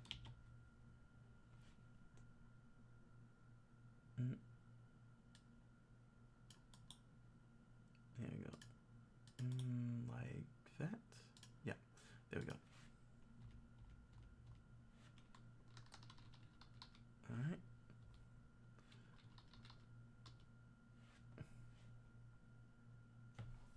To ko. Or, you know what? Maybe if I go like this. There we go. Put it. There we go. I think that makes a little bit more sense. Put it in. Put it like that. And then you have koareru. Korareru. Korareru. Alright. Oh. Korareru. Here we are. Now you insert that like so.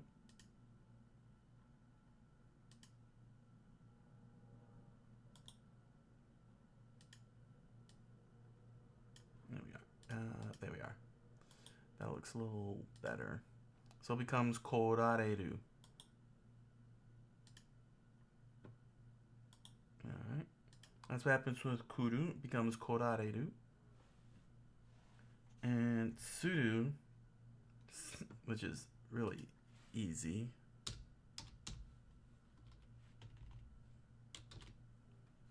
Suru. Well, yeah. Suru is very easy because... No, actually, it's not easy. Interesting.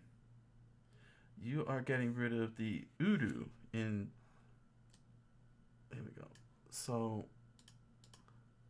with suru, you're actually getting rid of uru and replace it with areru, and you get sareru. Sareru. There we go. So that's what happens to the irregular verbs. They're very irregular. So with suru, the easiest one, you drop in uru and replace it with areru, and you get well, it's similar to saberu. What you're doing is inserting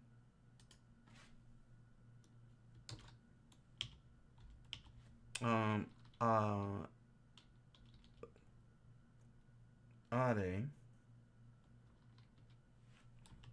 There we go. There we go. So you're dropping the uru and you're inserting the are between the s and the uru, and you get sareru. I guess that's an easy way to put that. So let me do a similar thing here. All right. Mm.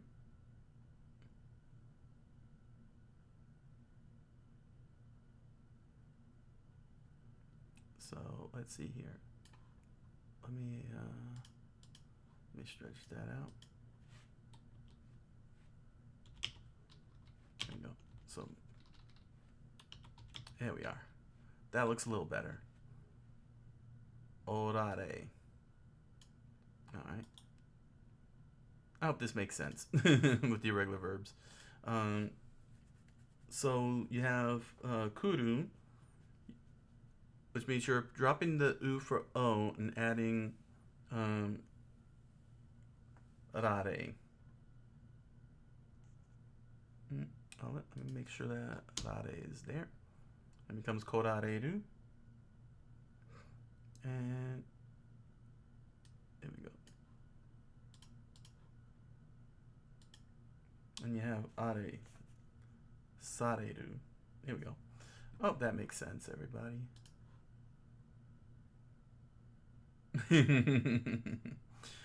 Because irregular verbs are very weird. So that's what passive looks like with root verbs. Taberu, you are placing you are inserting rare between tabe and ru, and you get tabe rareru. With iku, you're just dropping the u and adding areru, and it becomes ikareru, which is applied to all of these guys here. Hanasu becomes hanasareru. Mitsu becomes mitareru. Shinu becomes shinareru. Yomu is yomareru. Toru is torareru. Oyogu is oyogareru. Asobu is asoba. There we go. Asobareru. Kau.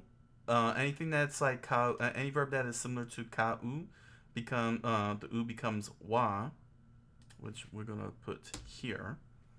All right. Let's make sure that's put here. Then this one is an exception. Becomes wareru. So you're placing the u verb for verbs like kau to wareru, and it becomes kawareru. Okay. I'm kind of running out of time, so I'm sorry I can't convert all of these into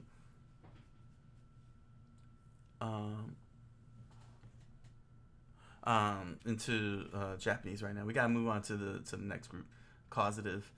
It looks like I'm gonna have to speed run this because I got 8 minutes before break time, and I want to get into the games quick. So let me just push this down. Okay, page 232. Let's see here. Let me copy paste this real quickly. Yeah, right up here.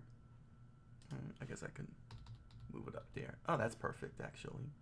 And let's copy paste all this here. So yeah, I'm shortcutting this because now I'm in speed run mode.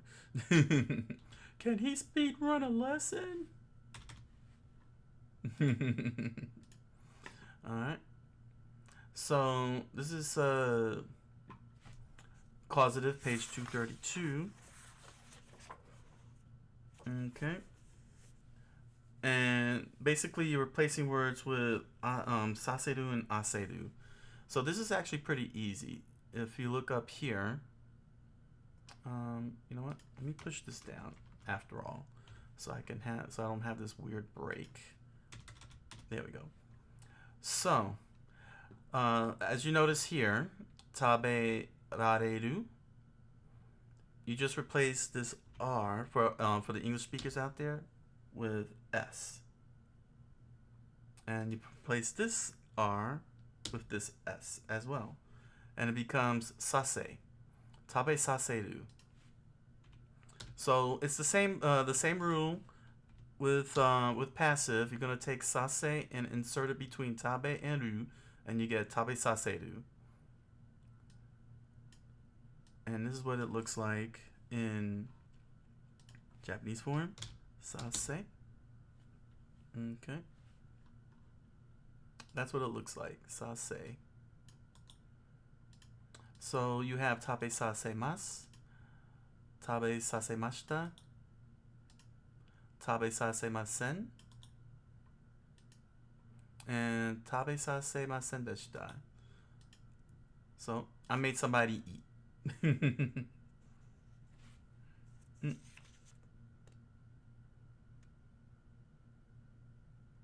So you could say, here we go. I could read this example out here. お父さんは、子供に野菜を食べさせました。Which means the father made his child eat vegetables. So that's how you kind of read it. Somebody, it's like somebody's making someone do something. I can make you play games. So that's how you use. So that's with the root verbs. You just like with passive, you insert sase between the tabe and the ru, and you get tabe saseru, and you have your tabe sasemas, tabe sasemas mashita, and so on. So with the u verbs, as explained before, you're gonna drop literally drop the u at the end. There we go. Let me ignore R. And then you're going to replace it with aseru. So rather than an insertion, like in the case of the ru verbs, you are going to erase the u and replace it with aseru, as opposed to saseru. So we have ikasemasu, ikasemasen, ikasemashita, ikasemasen deshita. So following this same rule here, okay, we're going to replace, let me fix that. There we go. All you're really doing is just exchanging the areru with aseru. One letter. It's just a one letter difference. Here we go. Look how easy that is. Okay. Which means that you'll be saying hanasemas, hanasareru, hanaseru, hanasareru. This is where you get tongue twisters from here. Mitaseru, yomaseru, toraseru, oyogaseru.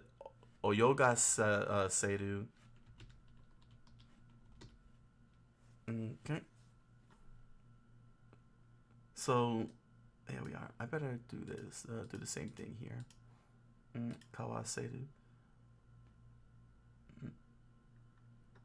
Did I do the same up here? No, I didn't. So here we go. Okay. So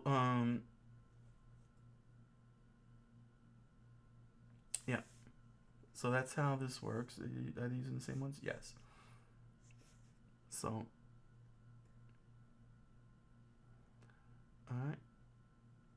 Hanasaseru. Alright. Mitaseru. Shinaseru. Yoma. Oh, this one is a little different. Sorry. Oh, no. No, that's correct. Is it? Oh, there it is. Yomaseru. Shinaseru. Yomaseru. Sorry, I got myself confused there.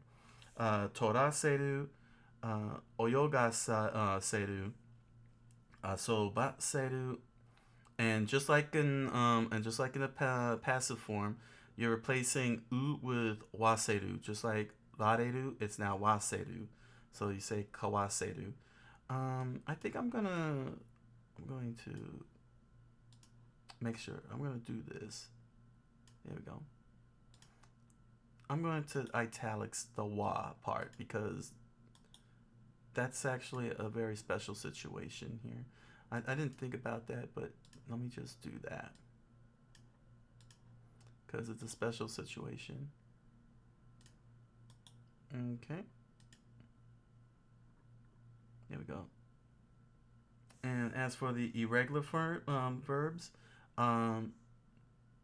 they're still the same structure. There's no change to the structure.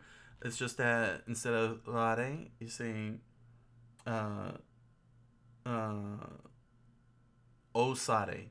So it's kosareru, kosareru. And as for suru, it's saseru instead of sareru.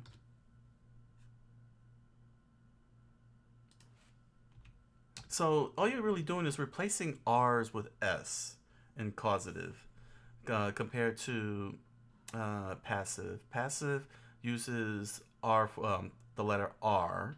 For English speakers out there, it uses the letter R, rare and areru.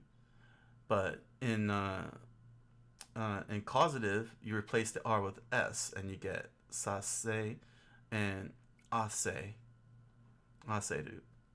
So that's the difference between causative and passive. Is just it's just one letter apart in the English language. R and S. QRS. So yeah, always keep that in mind. That the difference between passive and causative is a one-letter difference. It's just one letter apart. R and S. If you want the little trick. An easy way to remember is that any use of sase basically means let's try it or I try it. Okay, that's a good advice. Let's try it. I'll note that there. Let's try it. I try it. That's a good piece of advice. Thank you, that guy. Arigatou gozaimashita. Let's try it. I try it.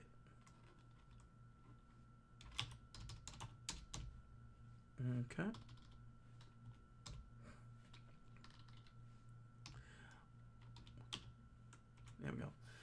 There we go. So yeah, what's remarkable about causative and passive is that they're just only a one-letter difference from each other. Literally, in the English language, R and S, follow each other. It's the order goes Q, R, S, T, U, V. So it's just only two letters apart. So just have to know that passive is R and causative is S. Now, causative passive.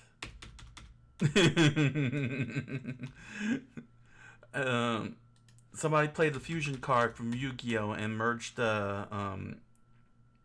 both forms together. both the sase and ase and rare, to make it even more confusing. Okay, back to page 245.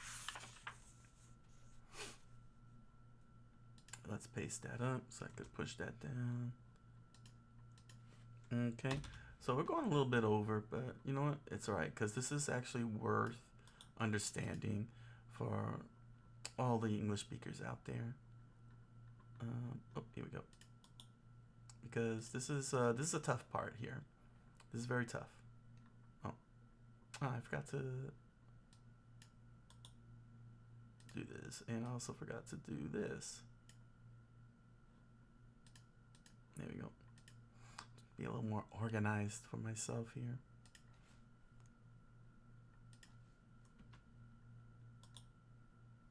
There we go. U verbs and irregular verbs.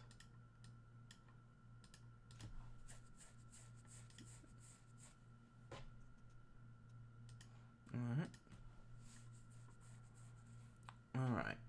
Where am I at? Here we are. Push this up and let's move this up. Oh, yeah.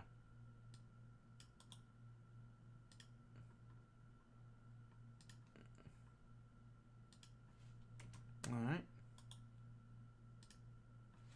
There we go. Let's make sure this is all nice and organized for all to see. There we are. Okay, this is this is gonna be pretty fun.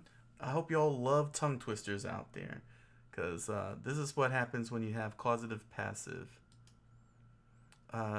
So you take taberu. Same rule. It's the same exact rule. You take taberu, and you're going to insert sase rare. That's right. You are going to put them both together, sase and rare, and you get tabe sase rareru.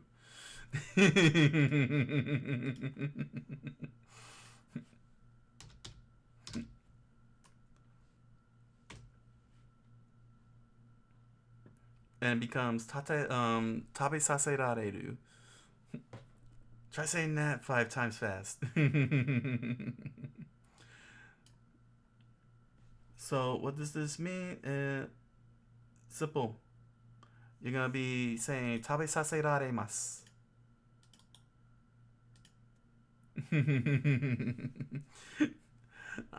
I'm laughing. I'm laughing because it's just amazing how simple this is, and yet Genki, in terms of structure, and yet how complicated Genki is making it out to be.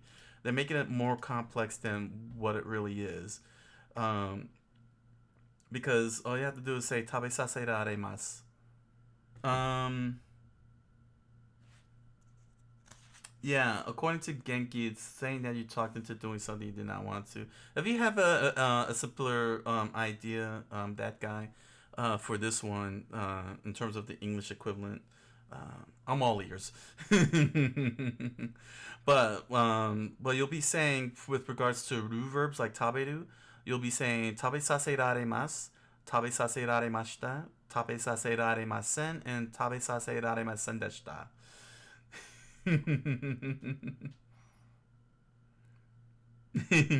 I'll give it a try eating it. That is the whole formal version. So the equivalent is I will give it a try to eating something. Oh man.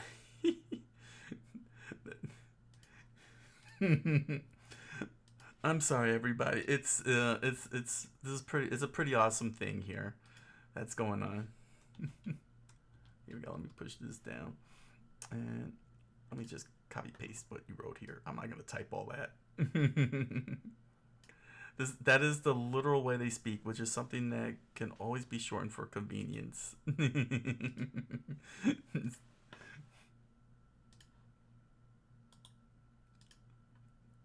I mention that this is a fun language? This is an awesomely fun language.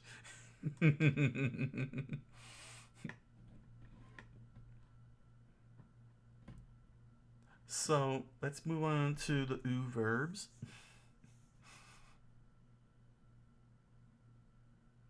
That form is only used in the most formal of conversations, though, so it's not important to memorize in the beginning. I know, but my school is using Genki, and they're teaching us the formalities. To get the basic formalities down pat. Yeah, definitely if you're talking to a president and a politician, you know.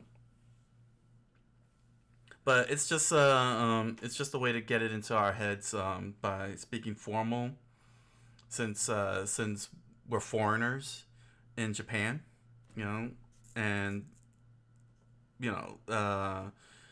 it's to allow us to, at the very least, when meeting Japanese for the first time in Japan, we come in formally.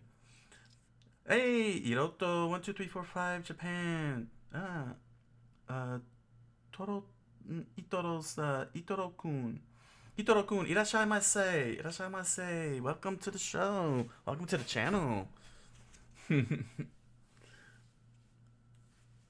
Doing some Japanese studyings before jumping into some video games. How you doing? Genki desu ka? Genki desu ka?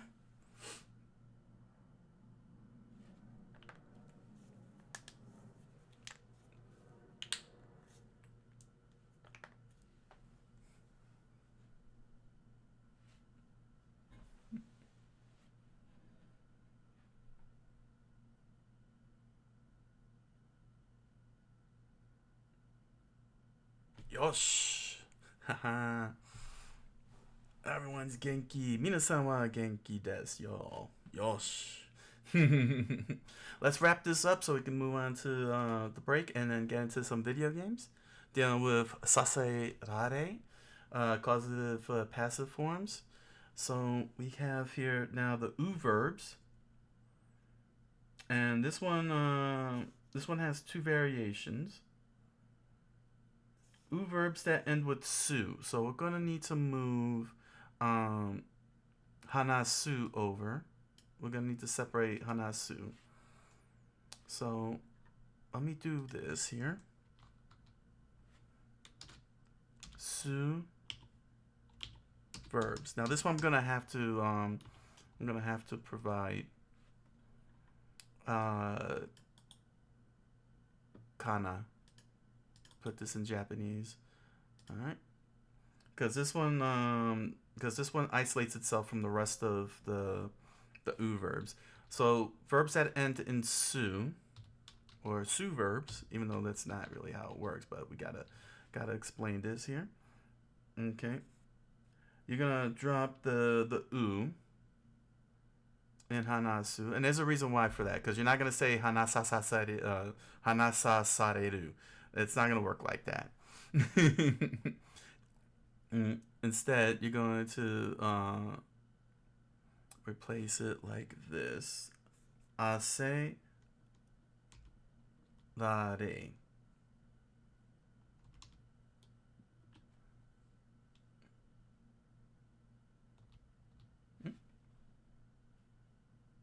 Okay. It's gonna be ase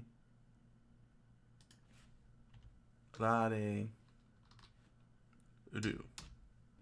So you're saying hanasa se rareru because you already have the s. You already have the s, so you don't need to say sasa because it's already here. The s is already here. Let me italics that. So in this instance, for verbs like hanasu, you will say ase rareru, and it becomes hanasase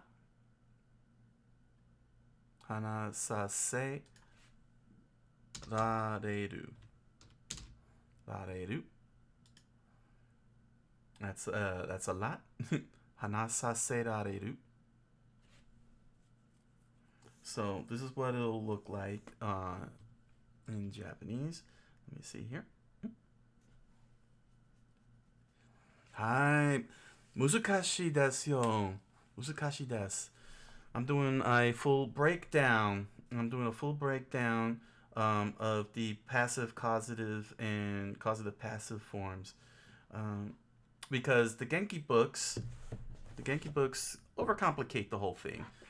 At least in terms of being able to speak it.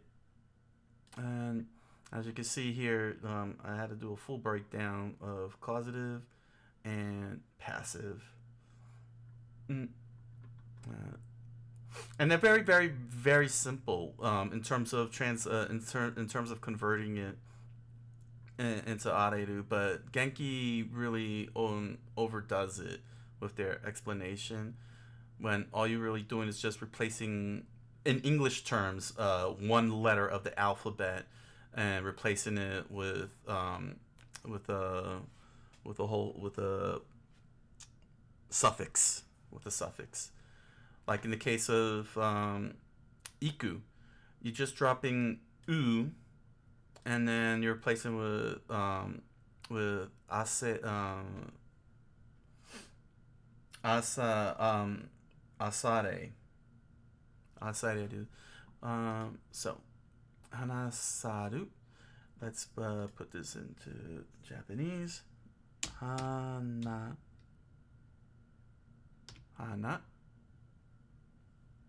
sa se rareru. That's how it looks like. There we go. There we go. Hanasa se rareru. So here are the mas forms. I'm just going to shortcut this, sorry, because it's I'm already past the break point, the break time. And I may end up going into overtime with this. There we go. So I'm just going to speed through this here, and I'll read out what these are. Okay.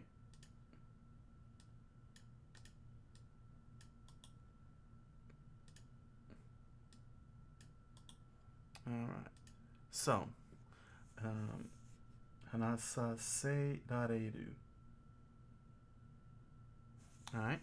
So we have hanasaseraremas, hanasaserarimashita, hanasaserarimashita, and hanasaserarimashita deshita. So that's what happens when you have verbs that end with su, like hanasu.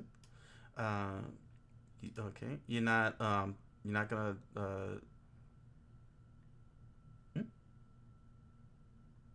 you're going to basically replace the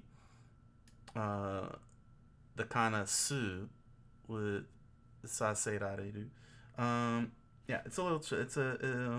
You're only gonna be dropping the u, unlike the others, and it'll become aserareru. I don't know. They have it separated, so I'm just going by their separation.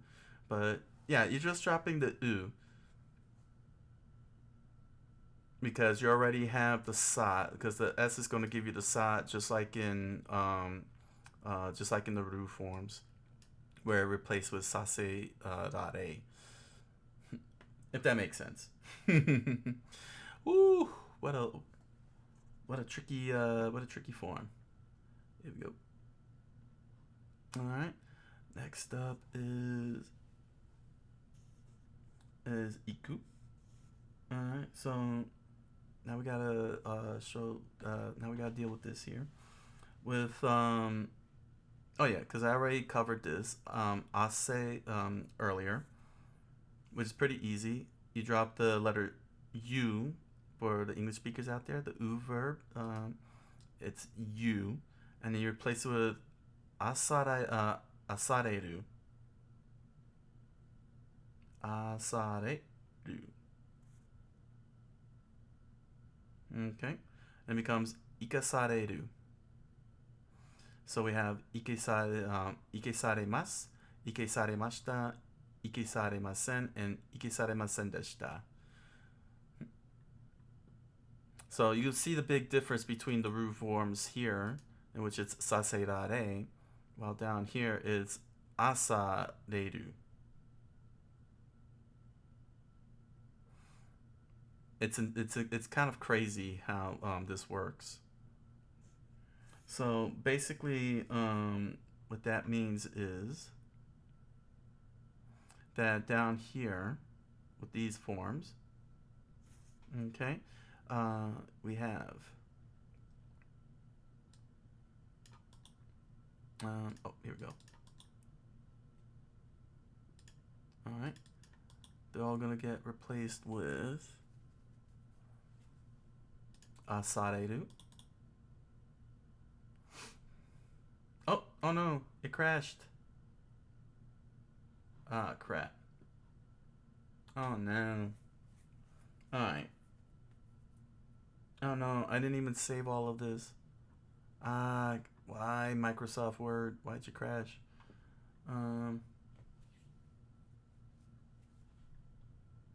Which was the most recent?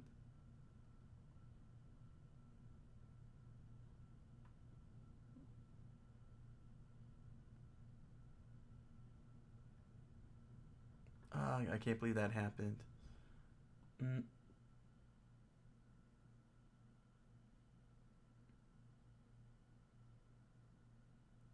Uh-oh, which one is which? Sorry, I just had a nasty crash right now. This was the one that recovered, right? Alright.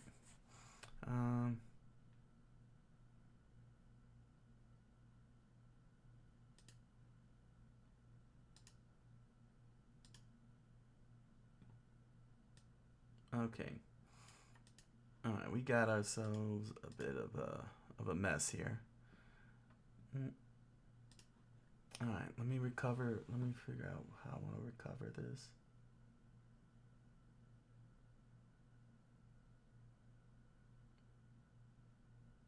Oh wow, 11:51. I'm gonna lose a lot of gains here.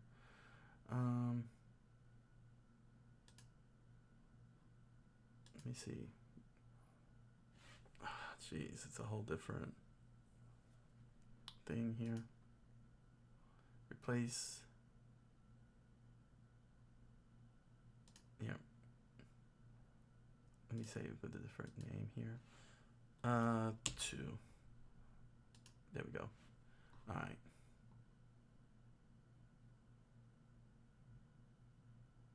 All right, let me close that up. All right, don't worry, everything's gonna get fixed. I'm fixing everything up now. I just didn't want to lose the progress. Okay. Now I just need to get this back up.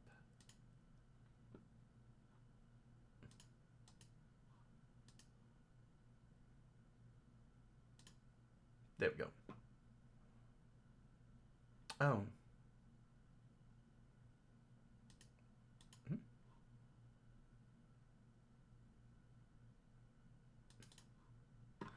Oh, wow.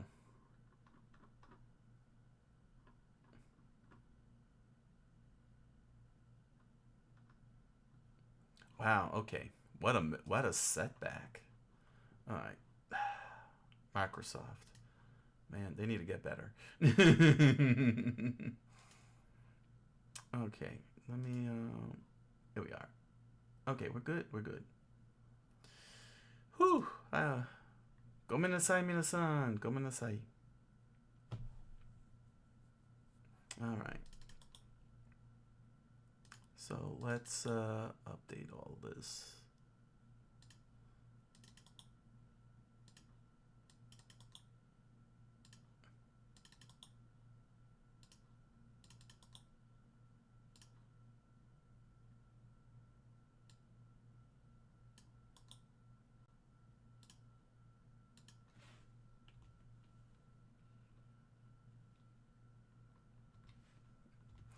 All right.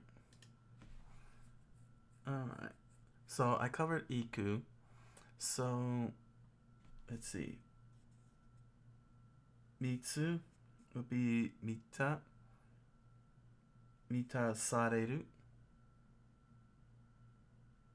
So let's see here. If I do it like this, first ignore all. Good. All right. All right.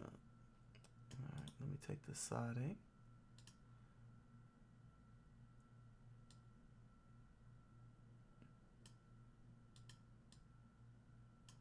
And replace sir. Ignore all. No, I can't do that. All right.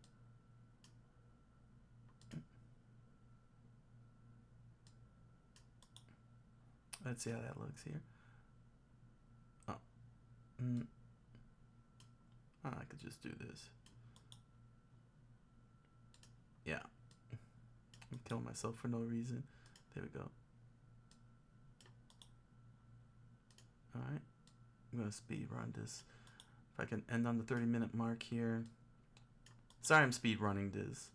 It's taking a long time, and I know many of you want to get to the video games part. We got Pulse Man coming up. Okay. So, Mita sareru. There we go.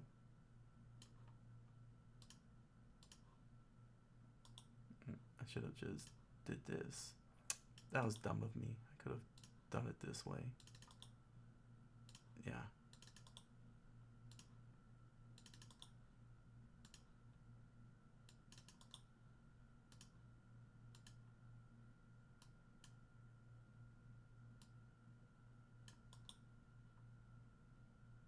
There we are.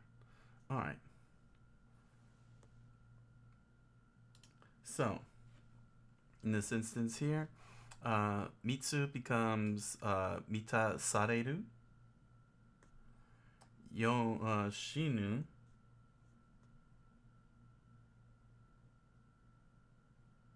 Really? No shinu?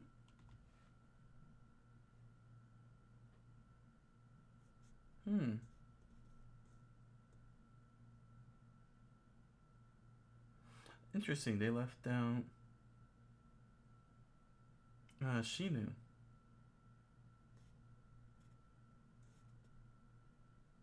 I guess that was accidental. Well, I assume shinu would become shinasareru. Very interesting. Yomu becomes yomasareru.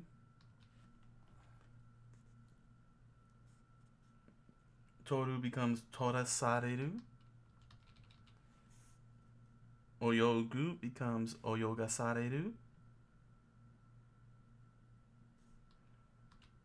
Asobu becomes osobasareru. And just like in the other forms, the causative and passive forms, you replace the u with wa, and it becomes kawasareru in kau, and other forms like this becomes kawasareru. Okay. And as for the irregular forms, kuru follows the same principle. You drop the uru and it becomes ko. You put in the o. But you put in saserare. You put saserare, similar to taberu. So it becomes kosaserareru. Kosaserareru. You insert that. And as for the suru, you drop the uru and it becomes. Let me just do this. There we go. Because you're going to insert that.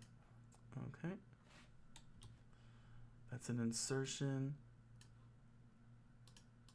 And you're going to do the same here. Saserare. You're going to put, in this instance, saserare. There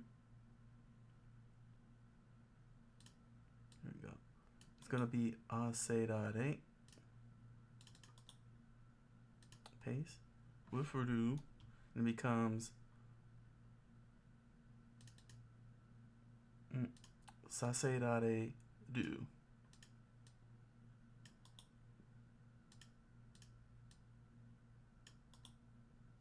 Alright, there we go.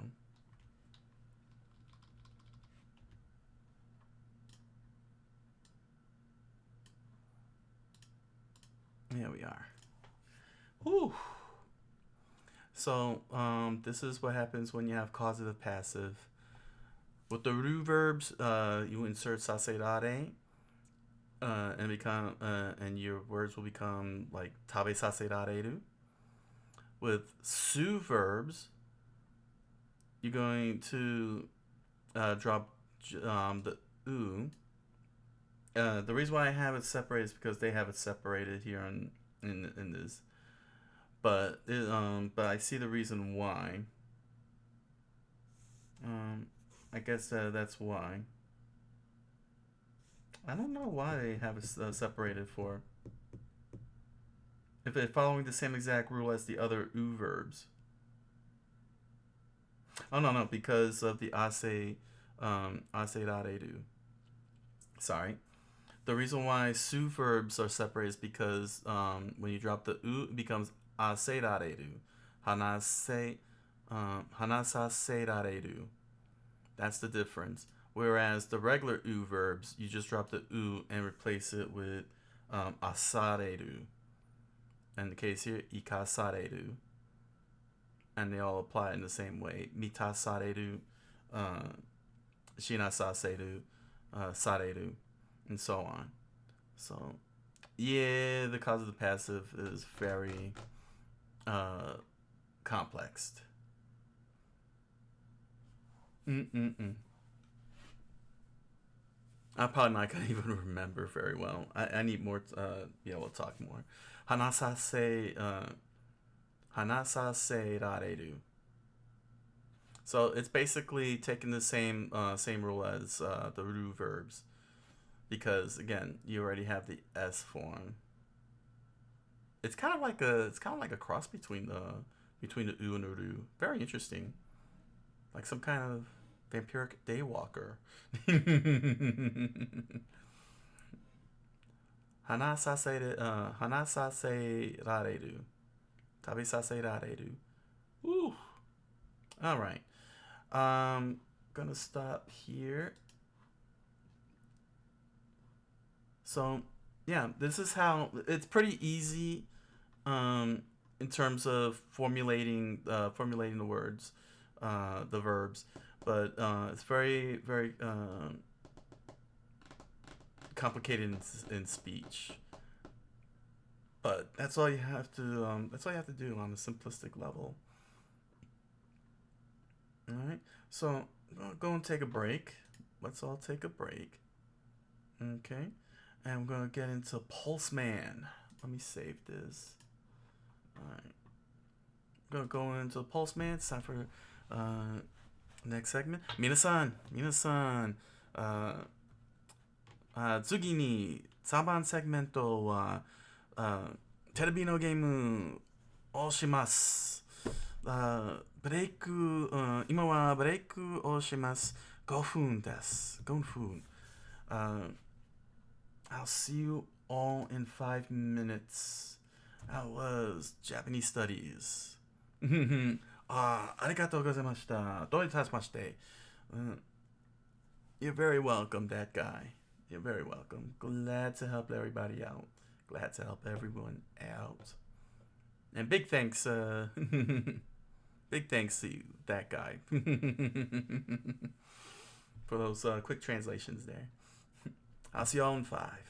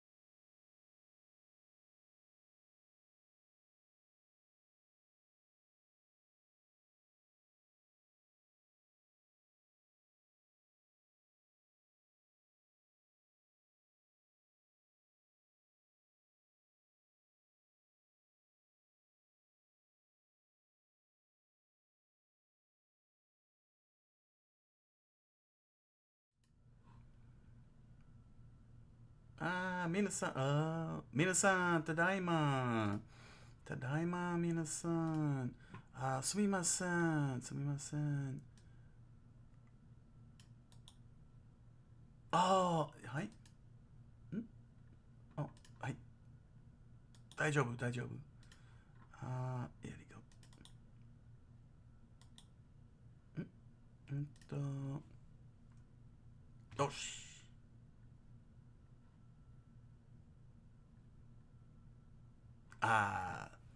やった。チャットルームは画面をしません。It's not on the screen. Gotta get the chat room up. 皆さん、ポースマンの活、ポースマンを勝つといいんですか？はい。ポースマンが難しいです。ボスの部屋に行きます。皆さん、ステートをします。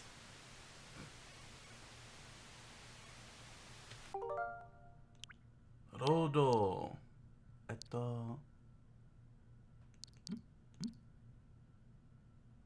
はい。これ。皆さん、遊びましょう。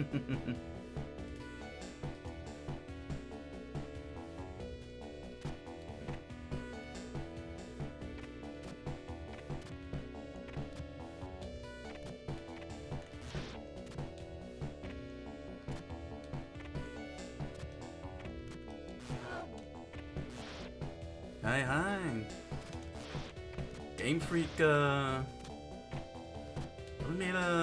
made a fun game. Even if it is very hard. Pretty cool mechanics here.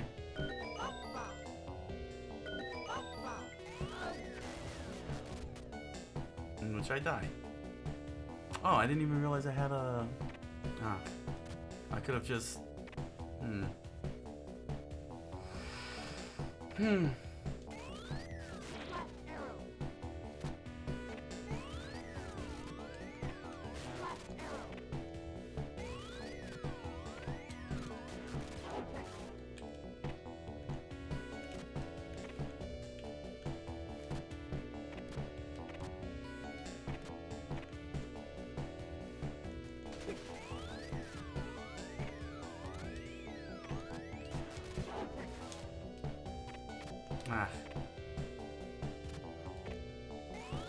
Yep.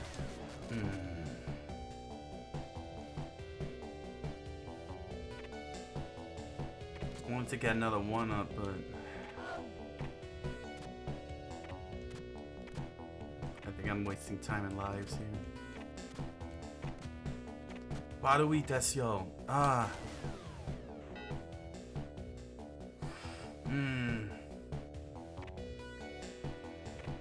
Barui asobu.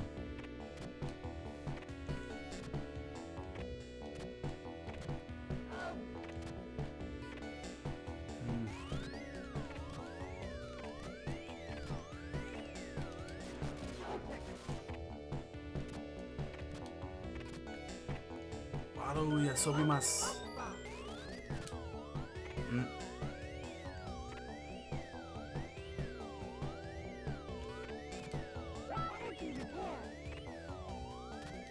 I'm playing bad for no reason.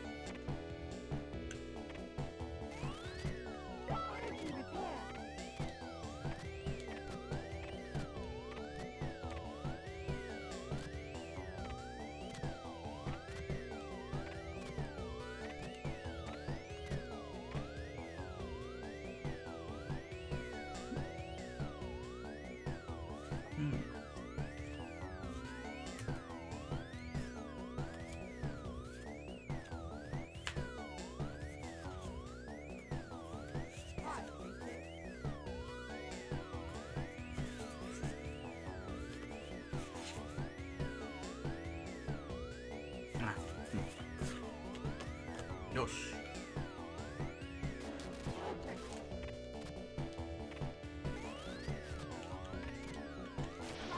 ああ。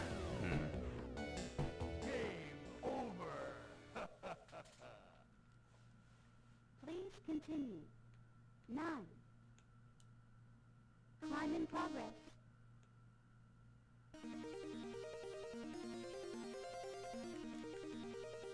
Okay.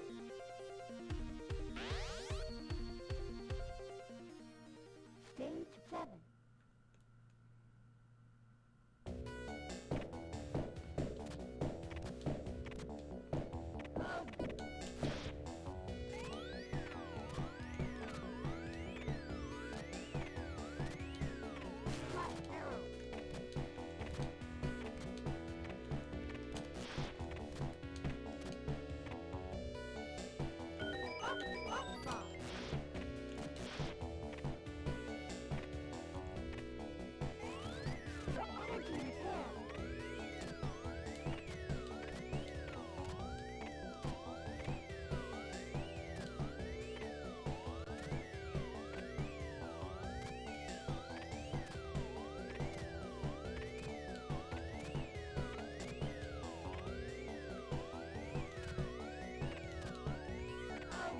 ああ。なぜ。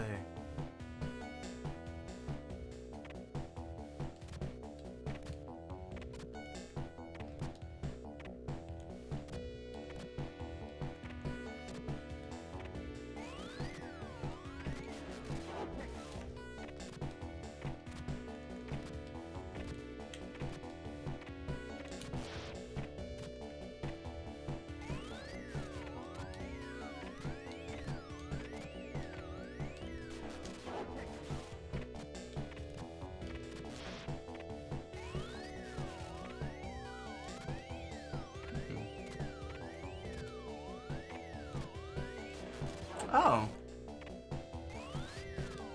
I thought that was a... Okay. I didn't know there was a platform here.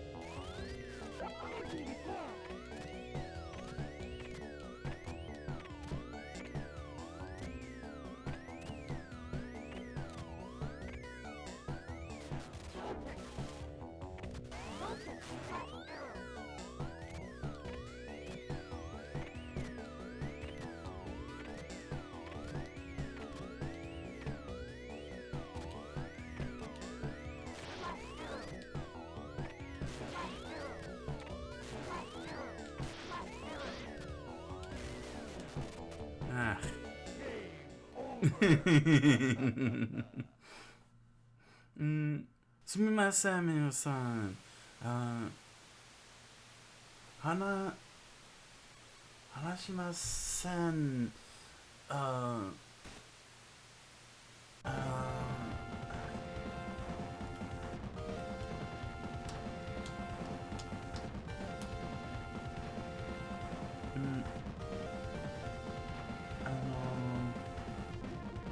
焦点。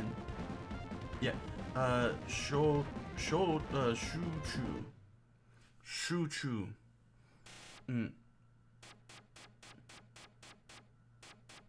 集中をします。集中をします。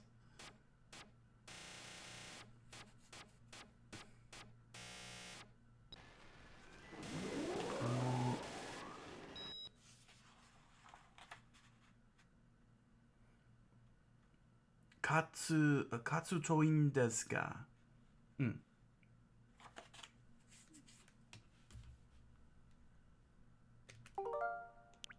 労働。はい。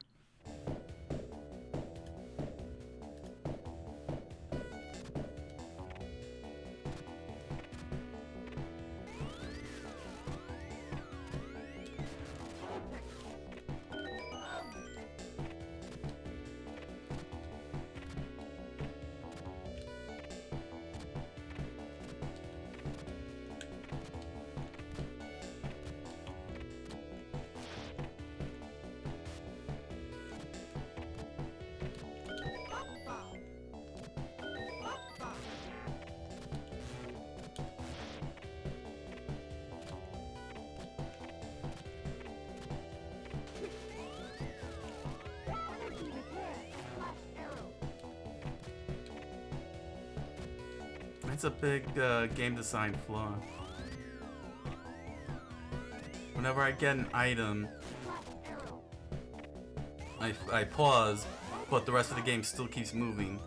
So when I grab one of the volt balls, all of a sudden, I freeze, but my enemy walks up to me and hits me. Warui desu.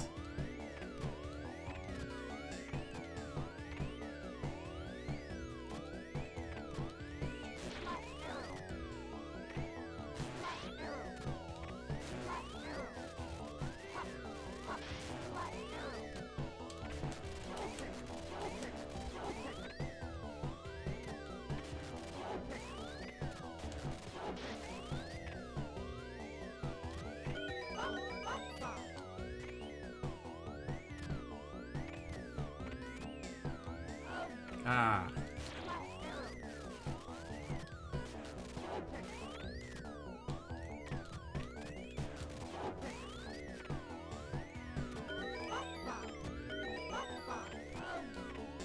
Dang it.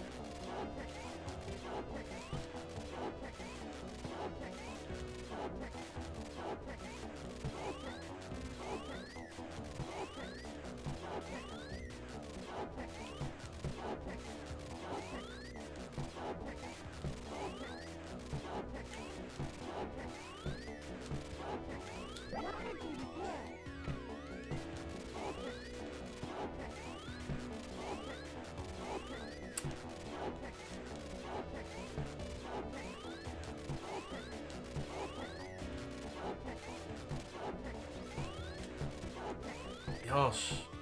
Hoi.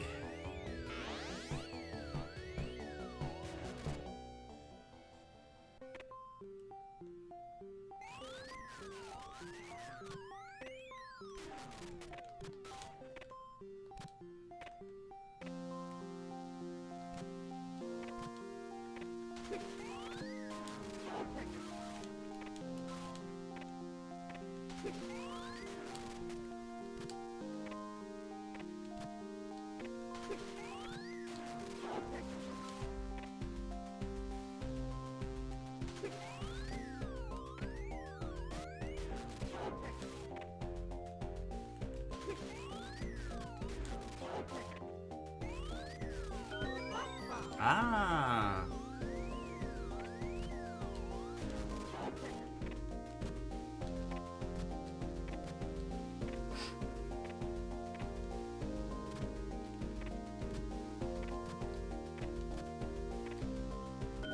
Yosh. ワンアップがあります。うん。ワンアップをあります。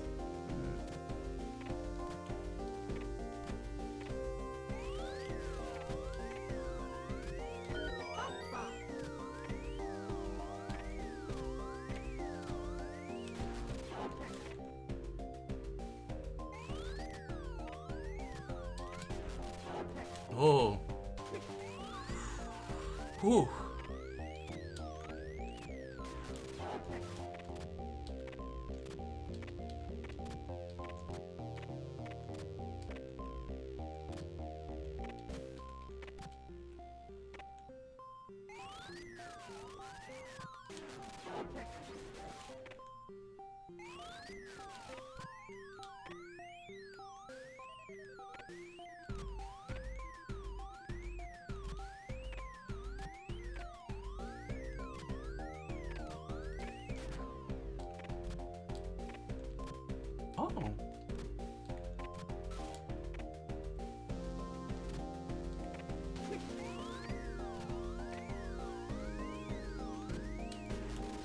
Ah.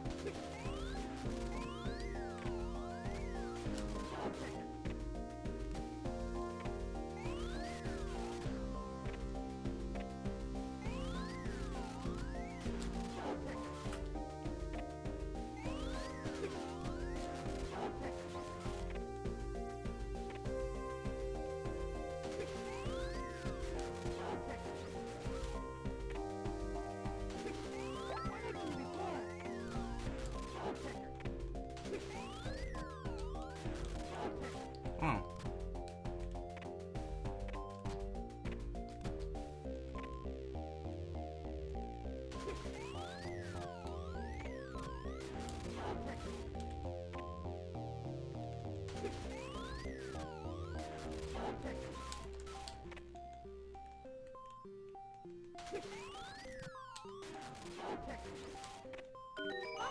Aha. よし。うん。どこでもセーブ。あと、はい。これ。ふう。セーブステップ。セーブセット。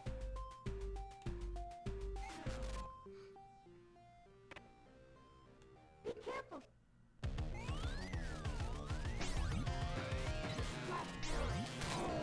7つライフ。よし。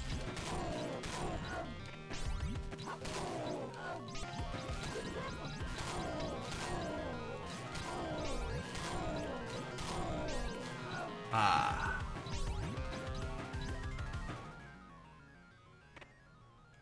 Be careful.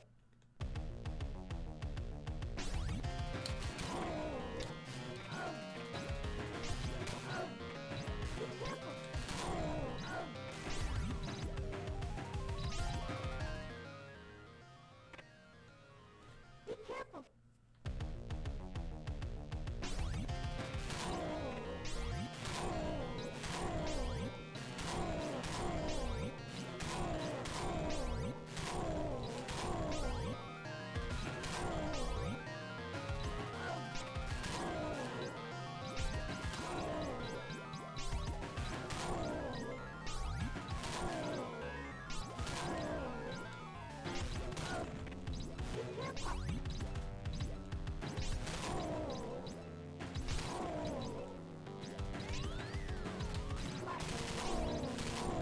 Ah.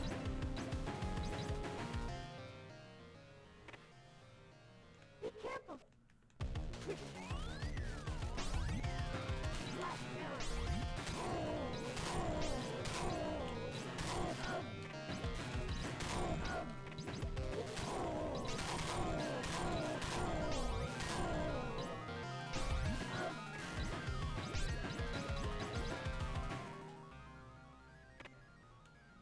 Be careful.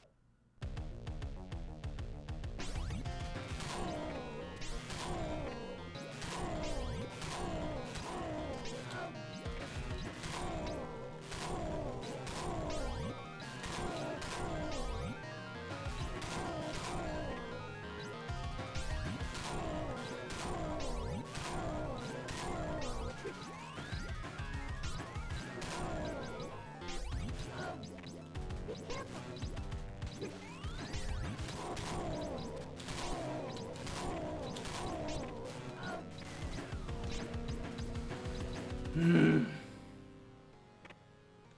Be careful.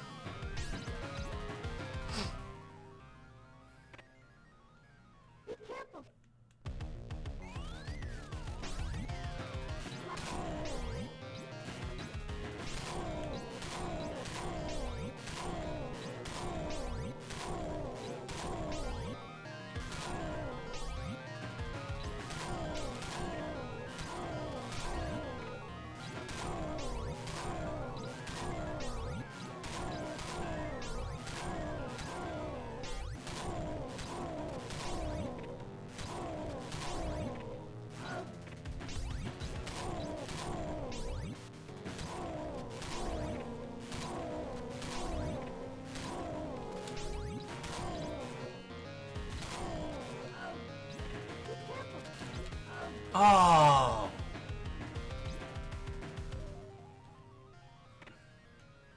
Be careful.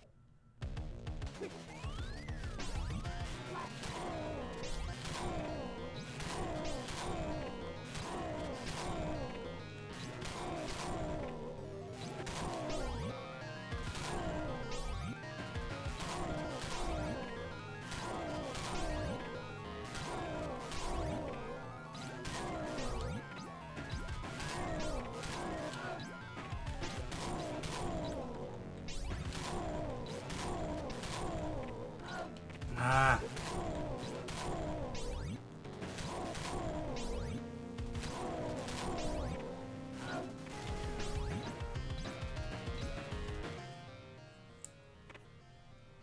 Be careful.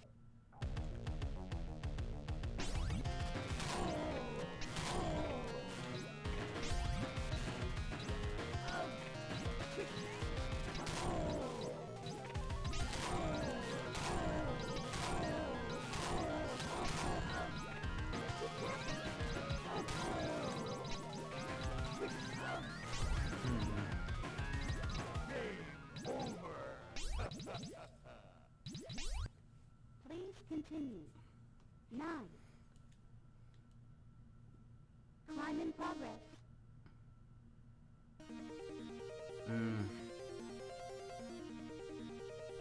Yeah.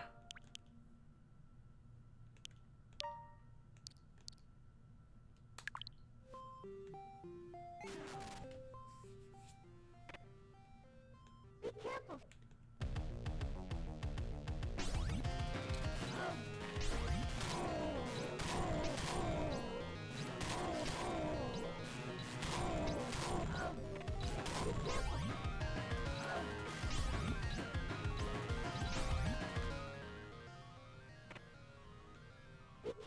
Be careful.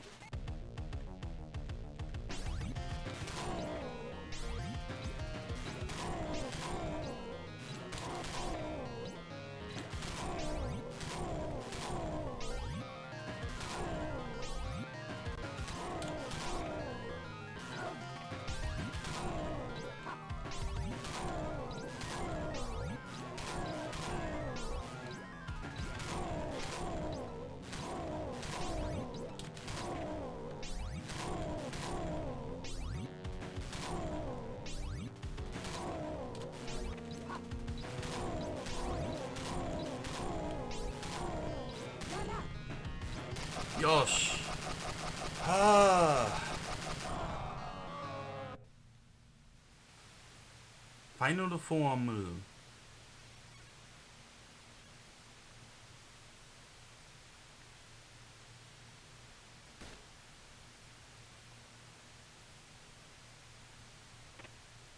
Be careful.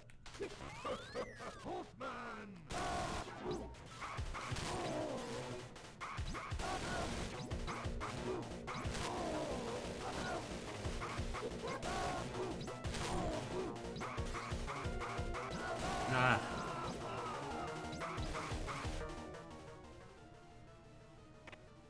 Be careful.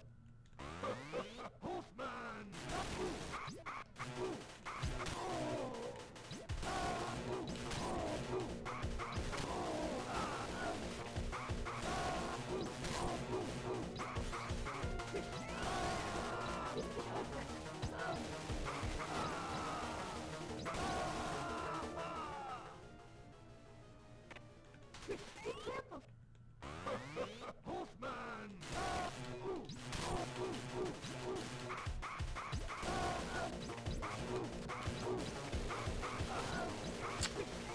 Ah.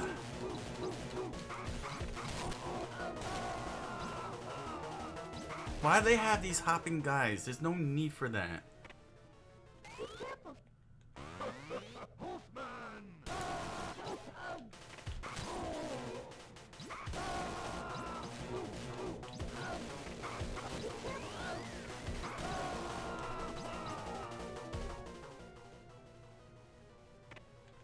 Be careful.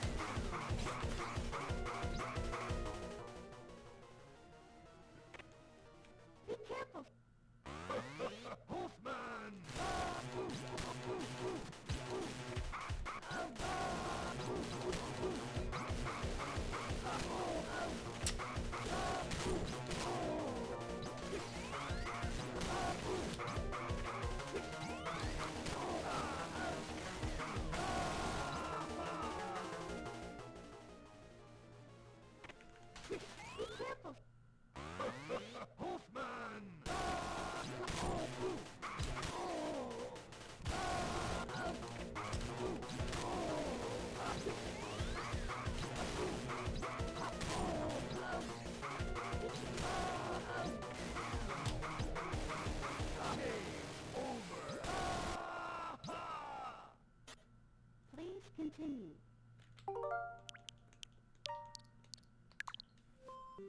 Be careful.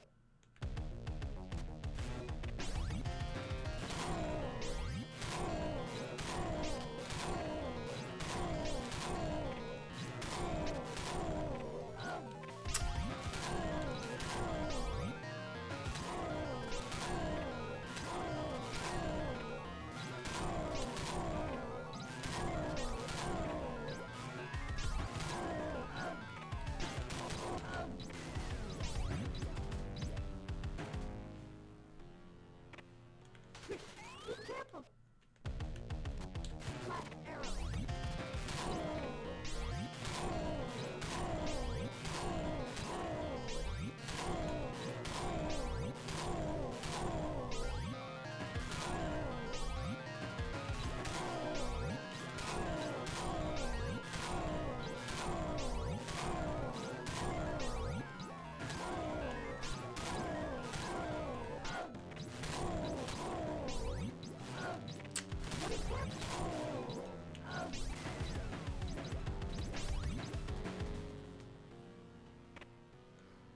Be careful.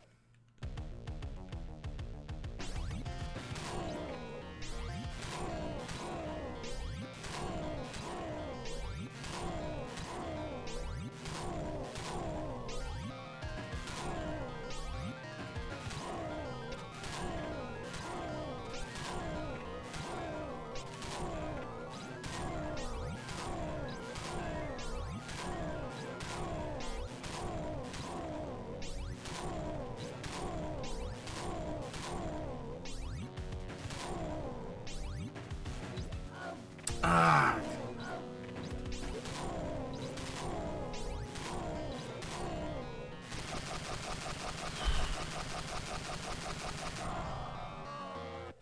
Tsugi.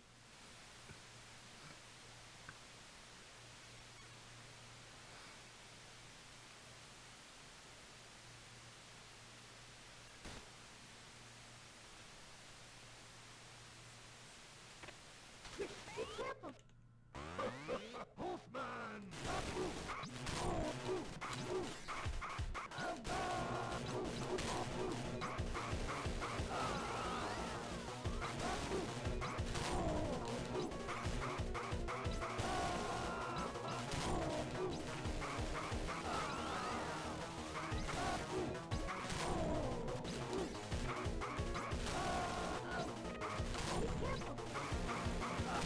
Ah!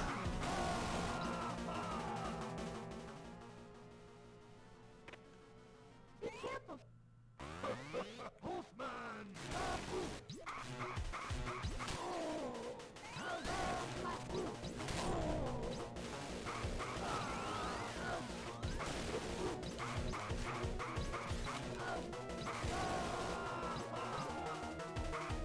Hmm. Be careful.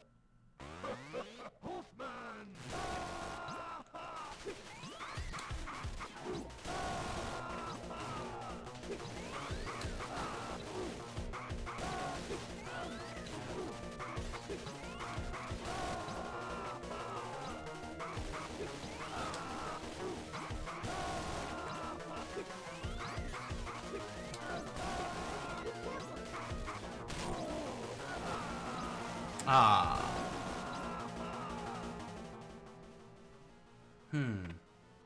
Be careful. Be careful.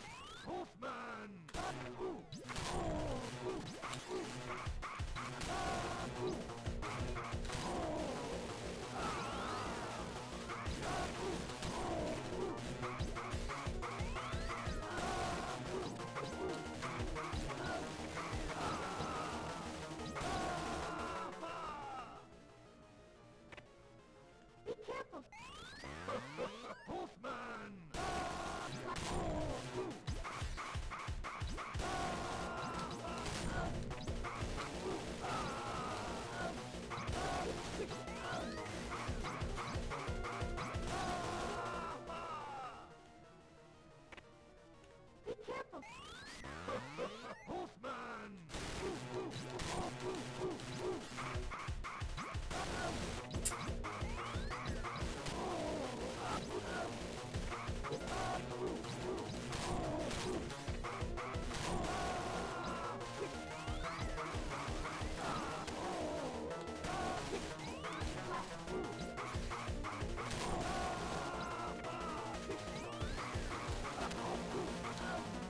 Ah.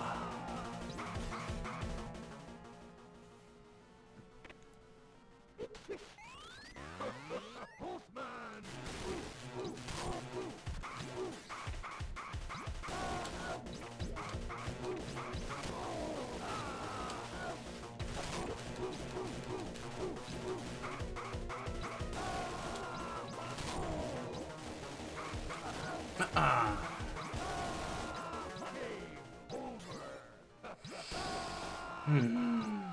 Please continue.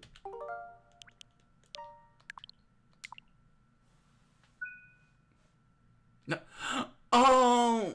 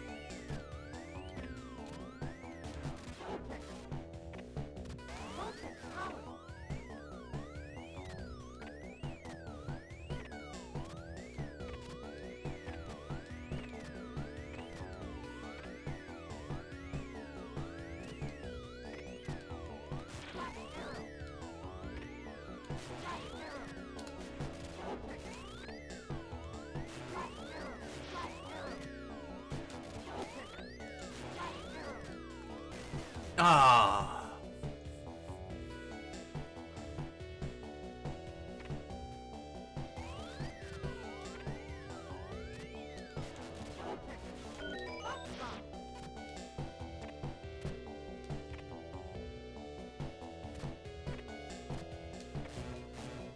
Oh.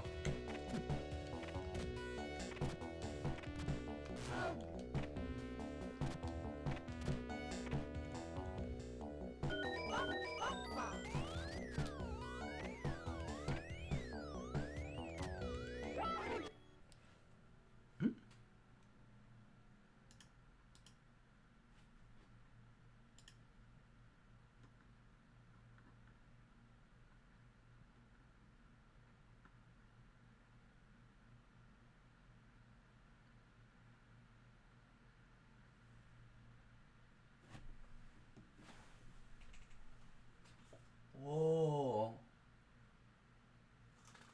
Ho ho ho.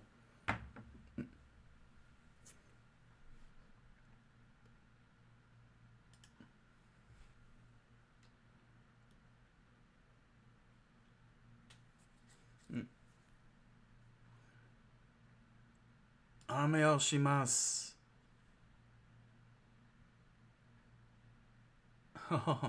Ame. Oh.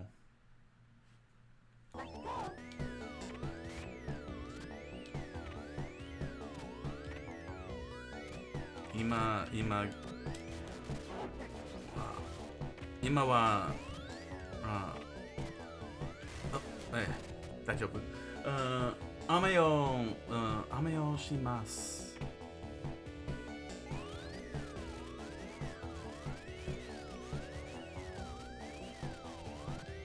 しています。雨をしています。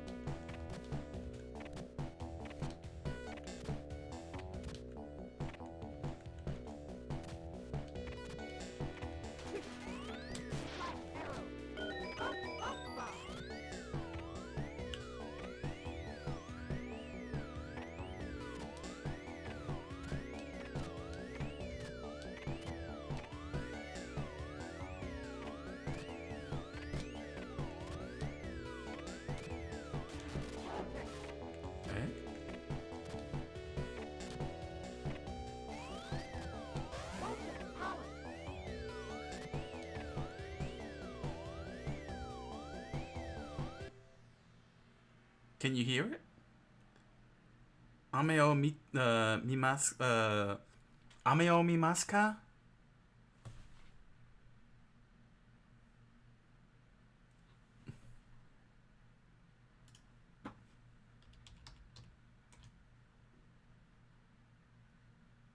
うるさい。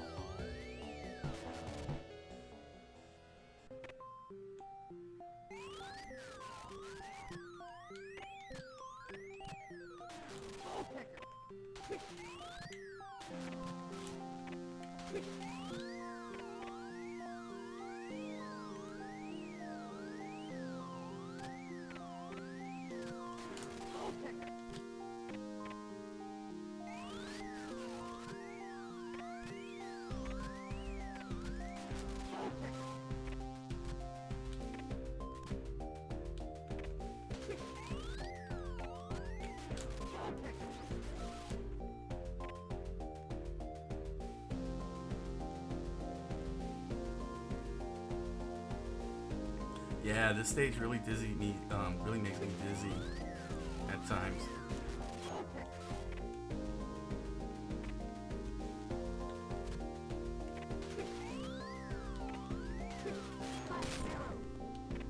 Ah.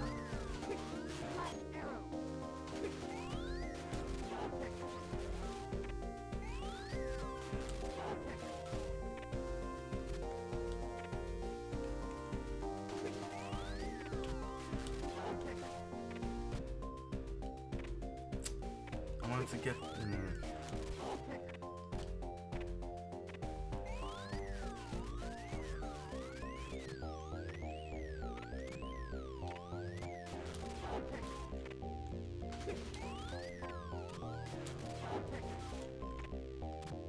Could barely see the platforms.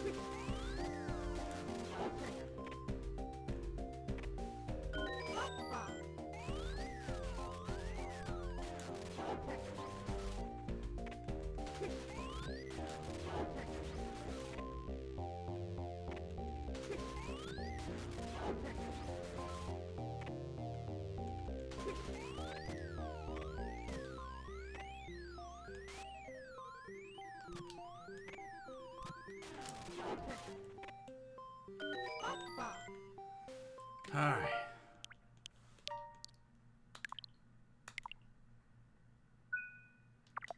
Oh, I don't have 7 lives, but at least I'm back here. Be careful.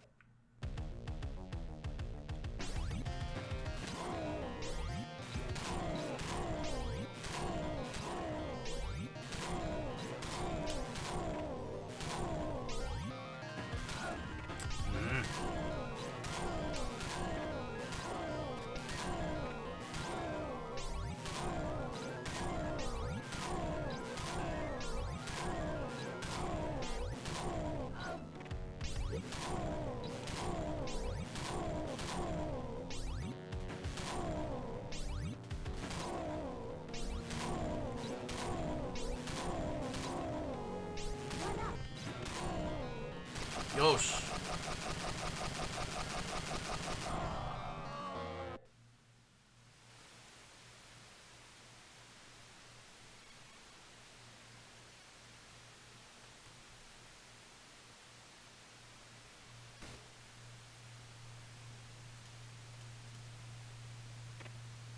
Be careful.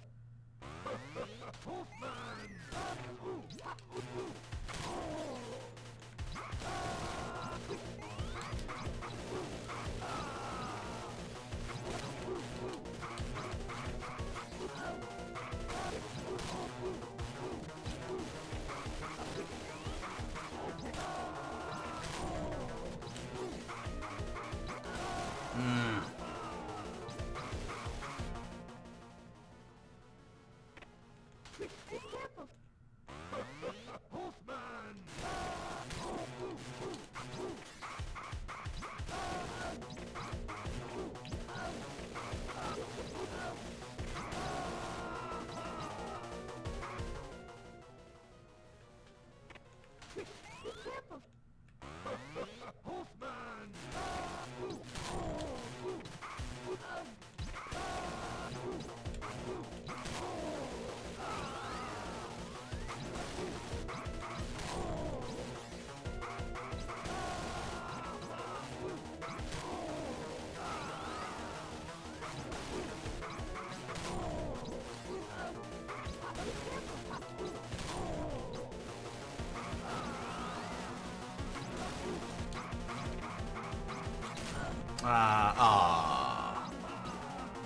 Dang it.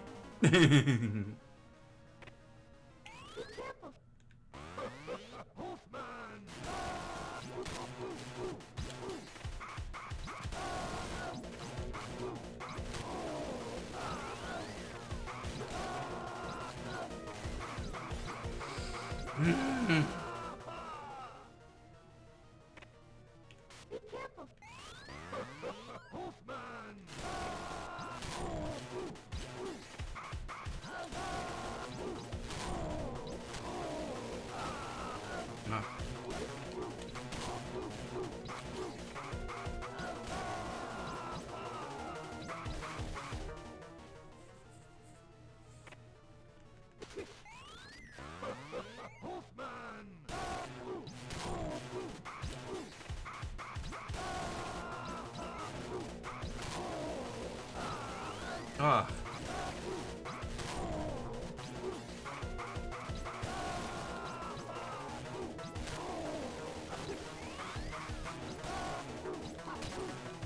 Yosh.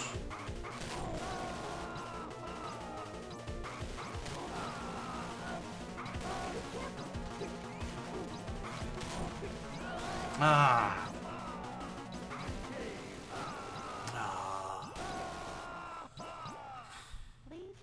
Uzakashi.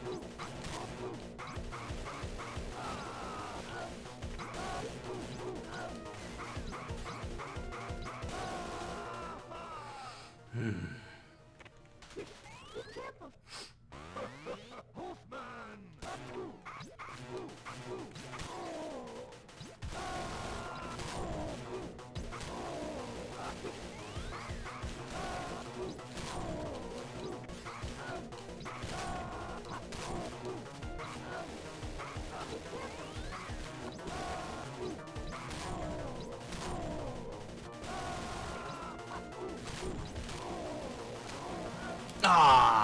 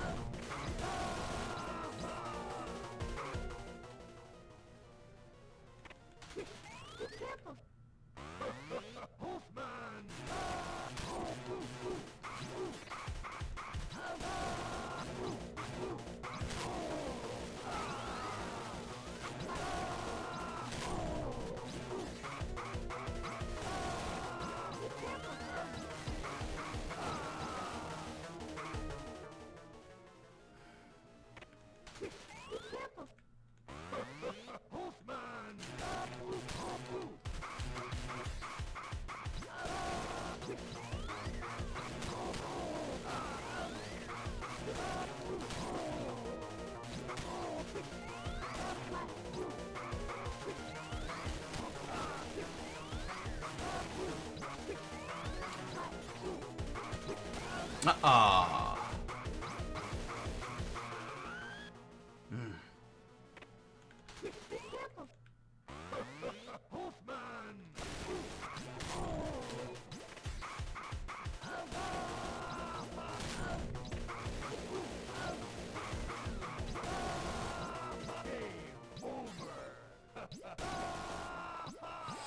うん。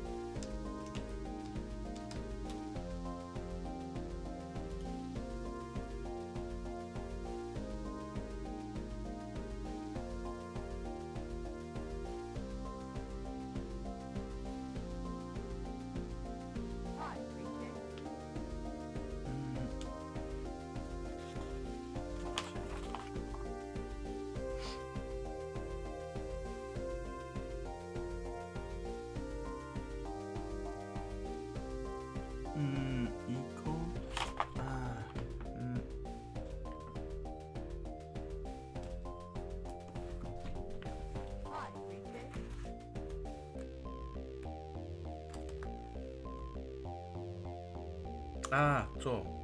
カット。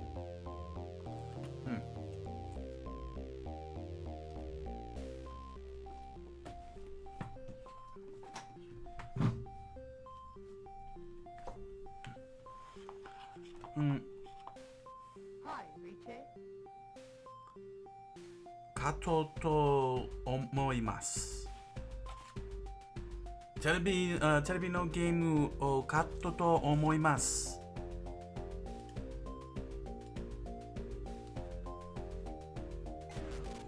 ホースマンをカットと思います。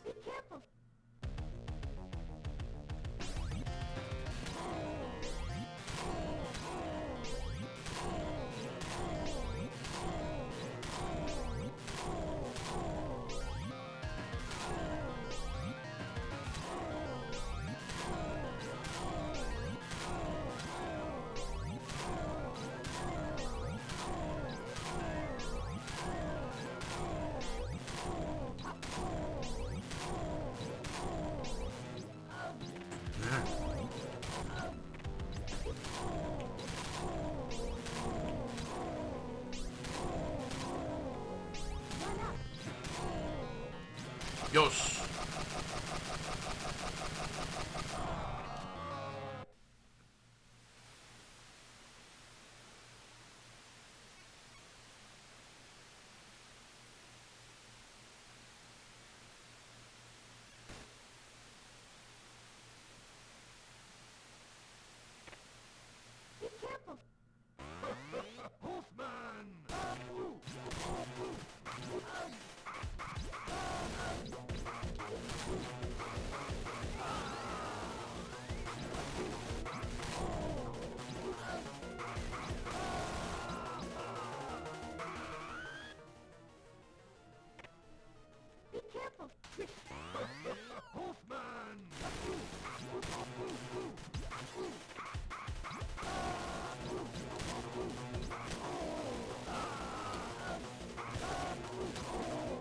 よし。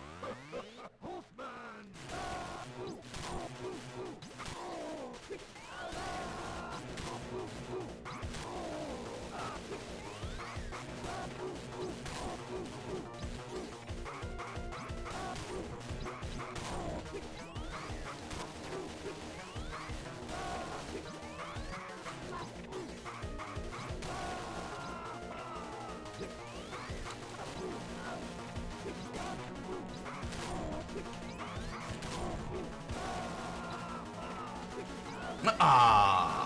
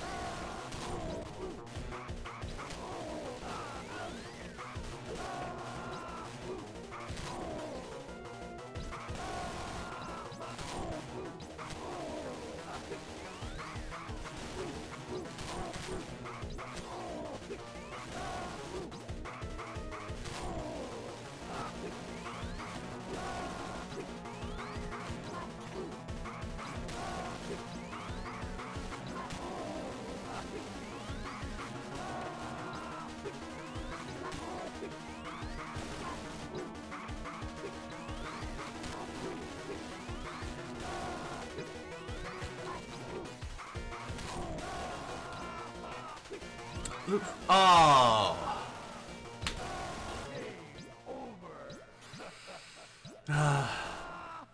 Please continue.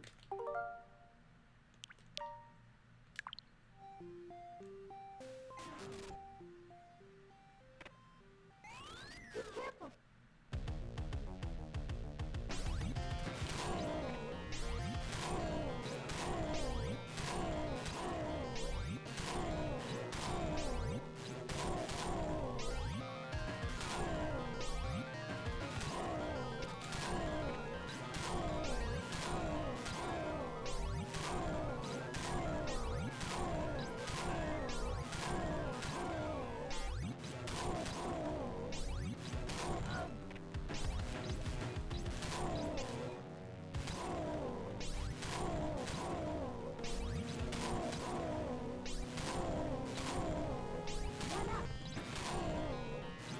Yosh.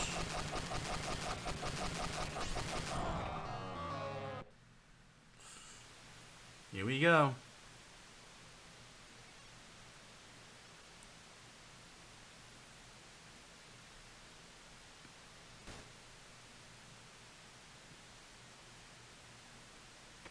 Be careful.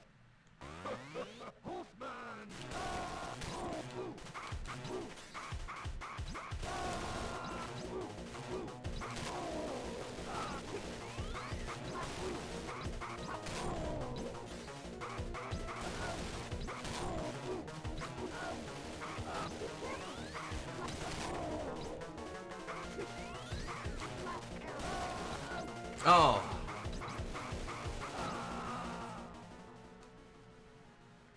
Be careful.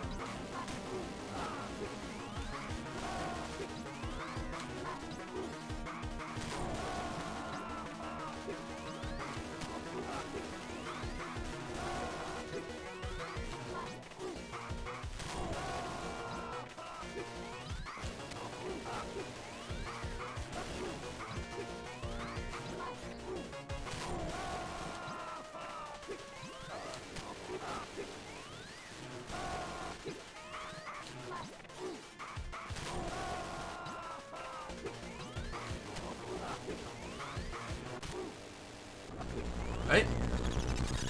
Yatta? Yosh?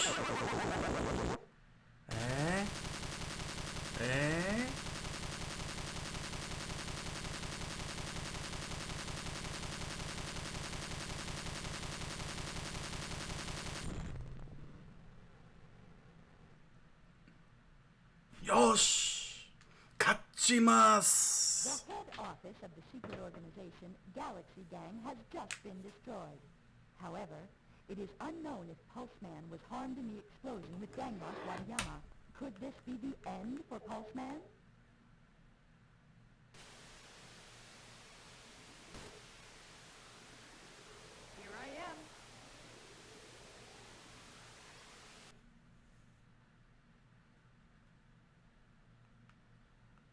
just in from RWT Network in Tokyo. Postman is alive!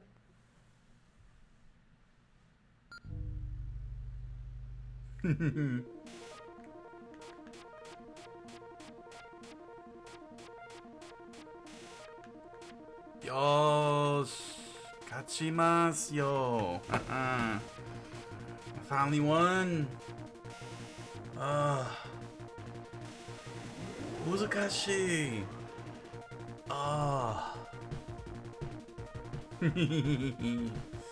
Woo! It's okay. It's got flaws, but it's an okay game.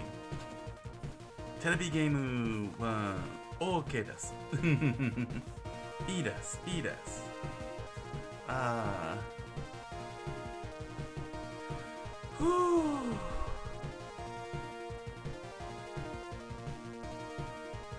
So weird seeing Game Freak and Sega on the same screen like this.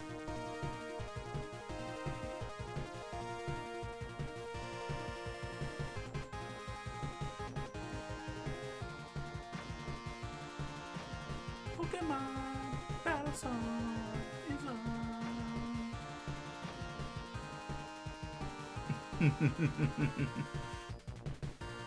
Can't believe it sounds like a Pokemon's battle song.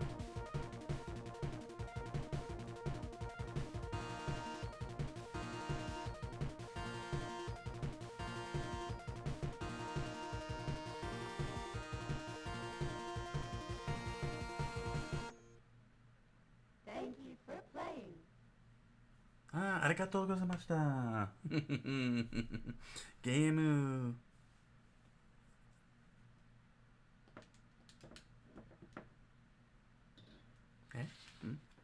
はいはいはい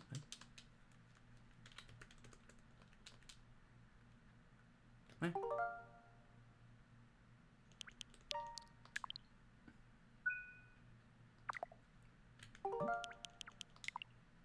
よし That's Pulseman! Ho ho! That's Pulseman. What do I want to do? I mean, I can... Oh, I could end it here. I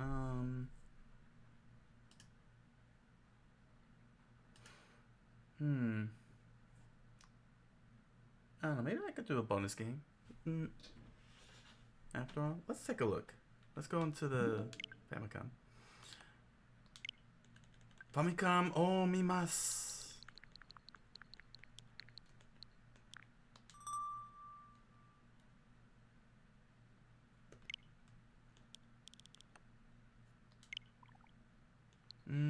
Famicom? Super Famicom? Famicom. Famicom o mimasu.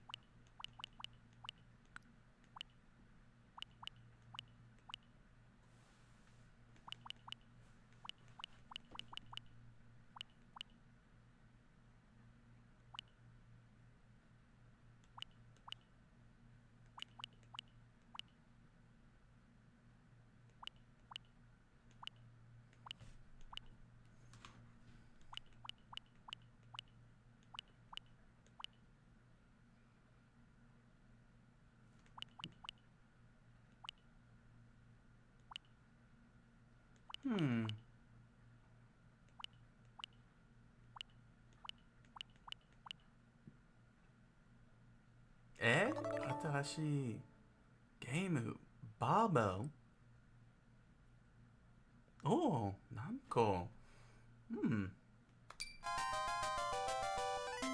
ああ面白い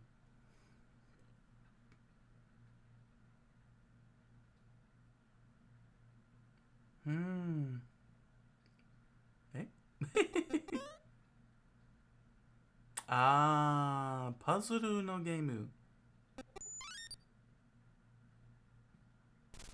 はあ。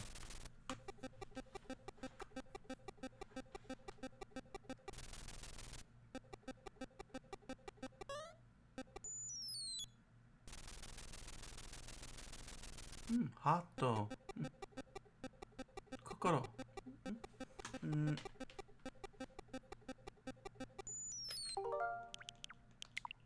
うん。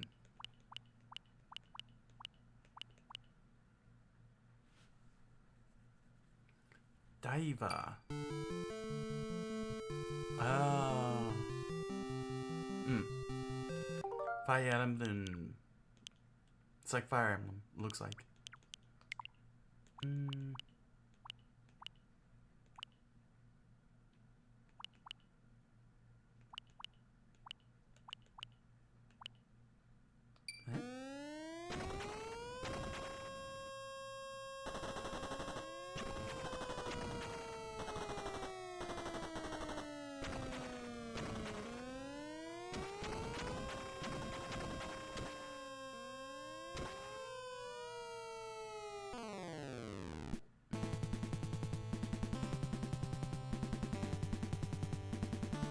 何？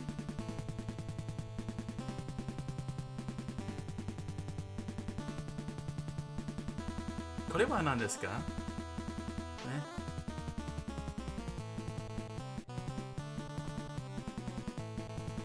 大きいタンク。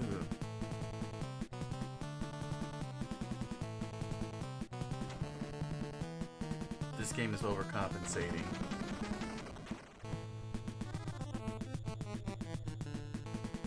Famicom Wars. Oh!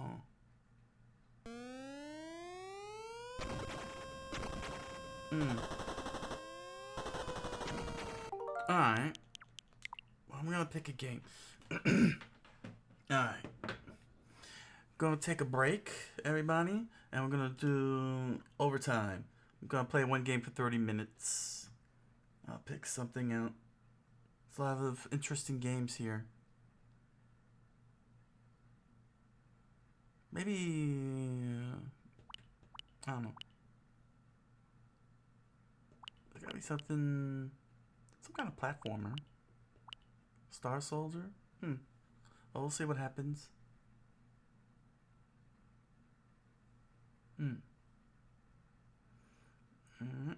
I'll see y'all in 5 minutes.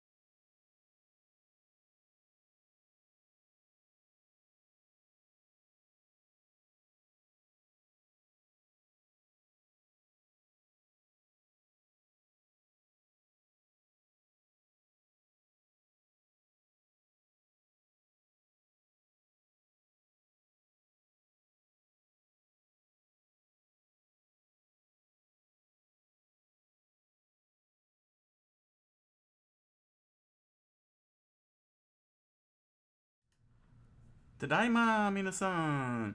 Into overtime! Gonna play 30 minutes of something Famicom here. I'm trying to find a game that was not released in America. And check it out, play it.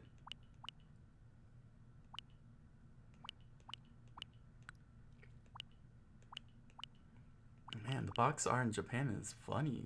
It's pretty cool looking. Why didn't we get the? I don't know. I like. I guess our North American box art was better. With the pixelated scenes from the video game. Those looked way better.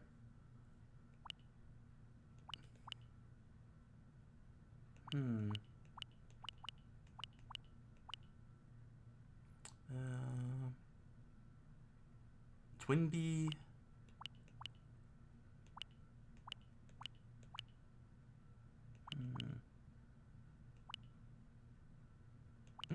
Super Chinese.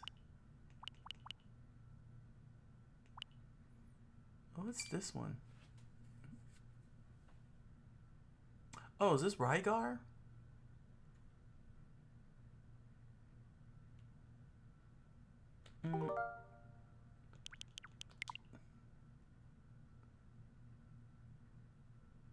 Huh. I'd want to do Tara Babble. Let's try this one. Sumimasen.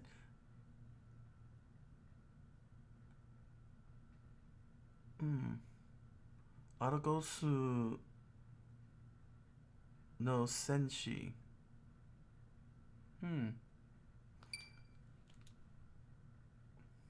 Oh, hi. I have Rygar. Yeah, I have Rygar. Over here. The cartridge. Alright, then I guess, Sarah Babble. Babaru. Oh, 64 floors. Oh.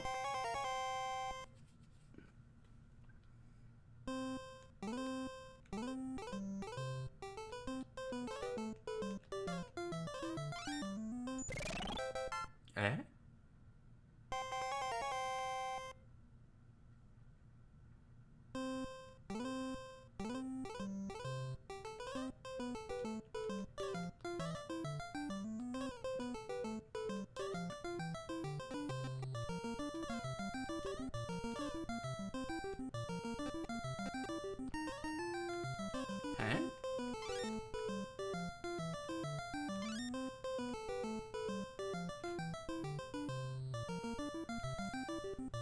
Oh, no problem with that guy. Thank you for coming. Arigatou gozaimashita. Arigatou gozaimasu. Thank you, that guy. I'm glad you had a great time tonight.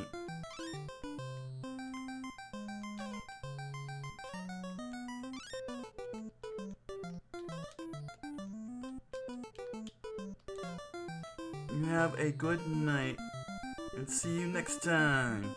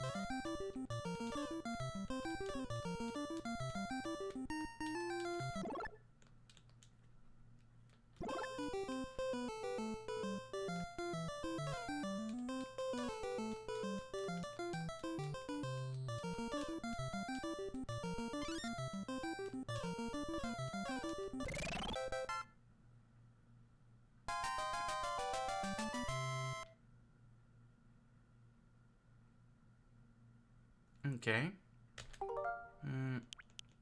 わかりません。わかりません。難しい。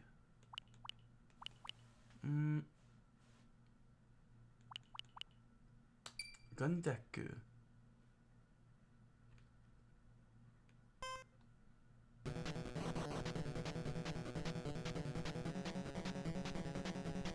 エリア D の立ち力しく全くどこの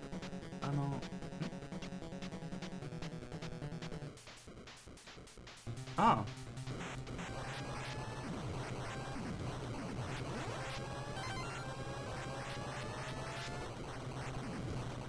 Spy Hunter.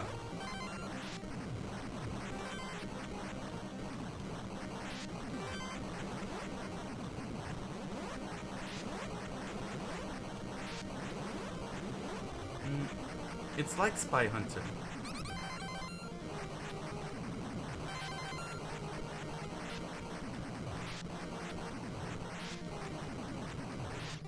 To shoot 'em up with cars. Ooh. 素晴らしい。すごい。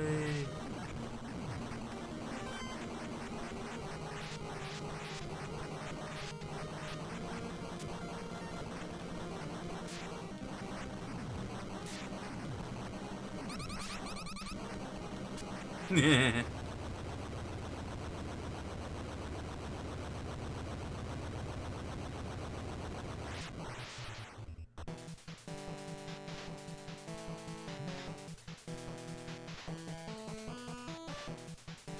やつは単な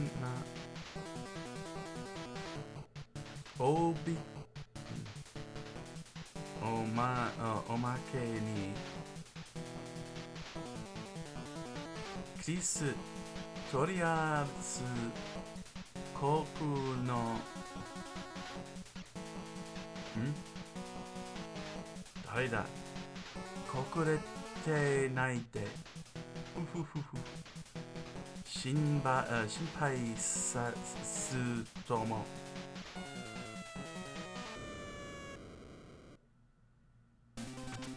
I didn't want to play side scrollers.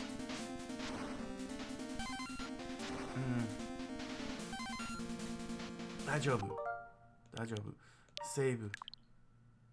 I'll probably restart all over. What's this? Rafurero.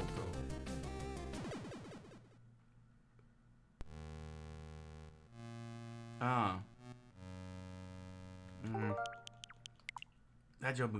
あと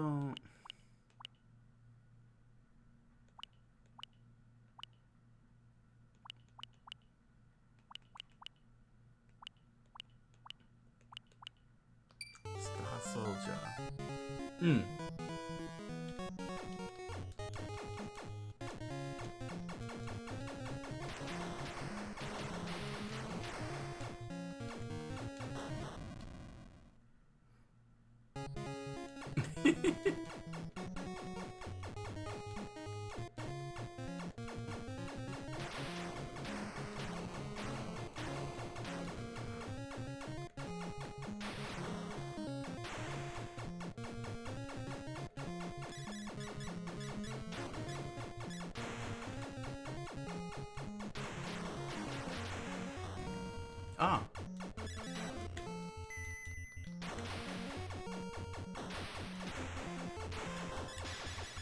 I thought there were obstacles.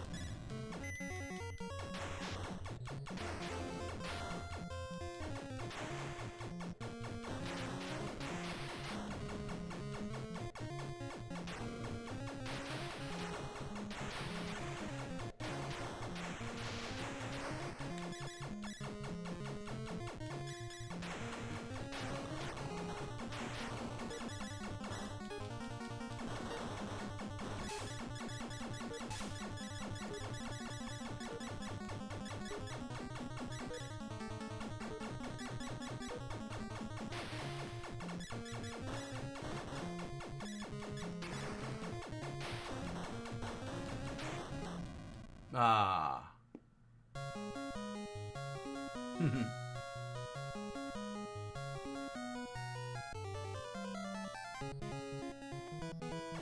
Moichiro.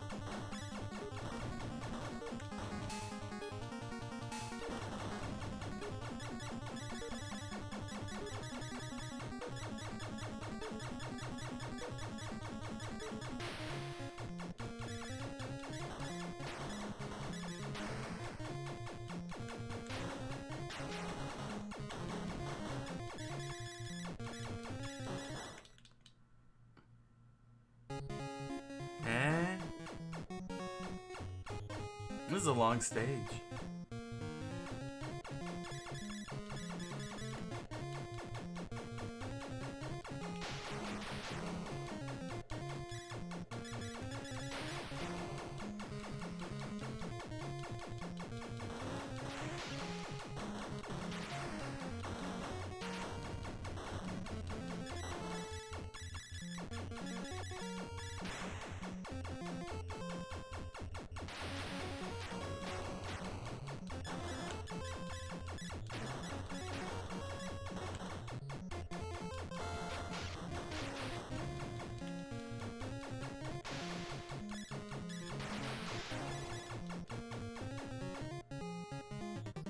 Ah.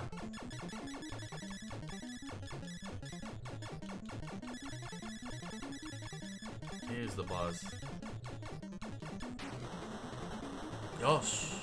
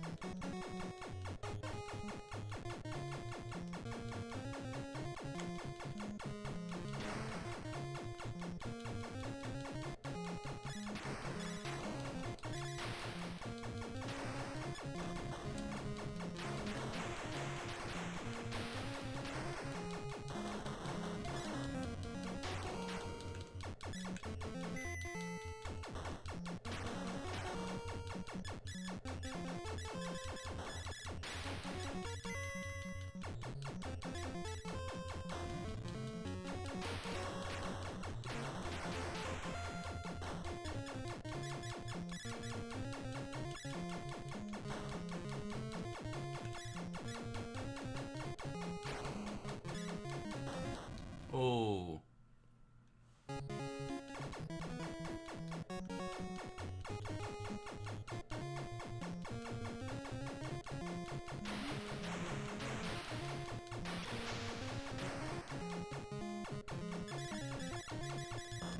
Ah. 大丈夫。楽しいよ。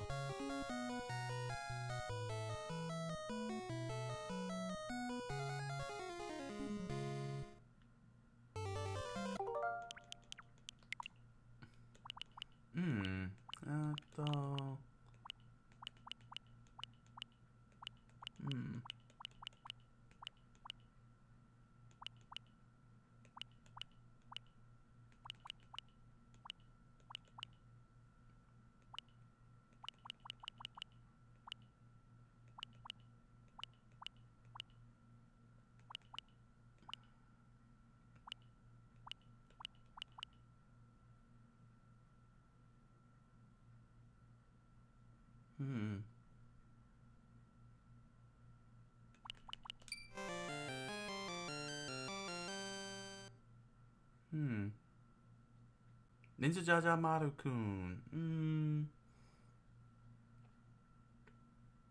I have that though. I have the collection.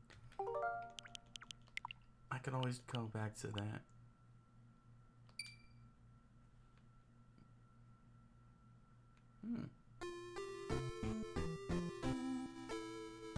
Ne.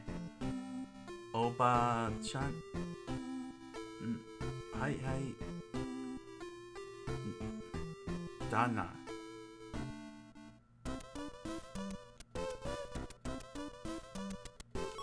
Hajim.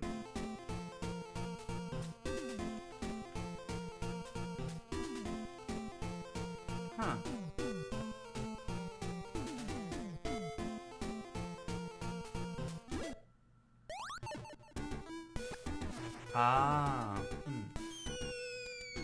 Positive.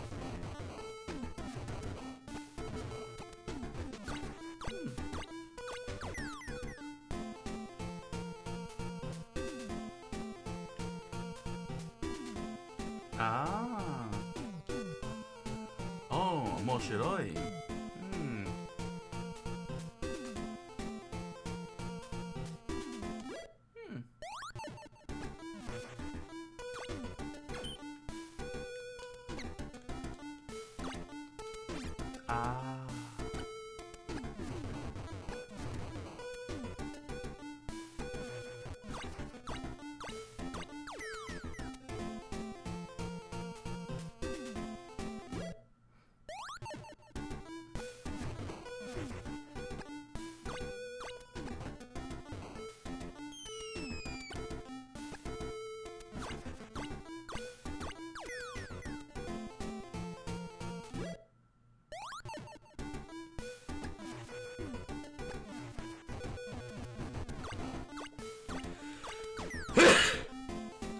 すみません。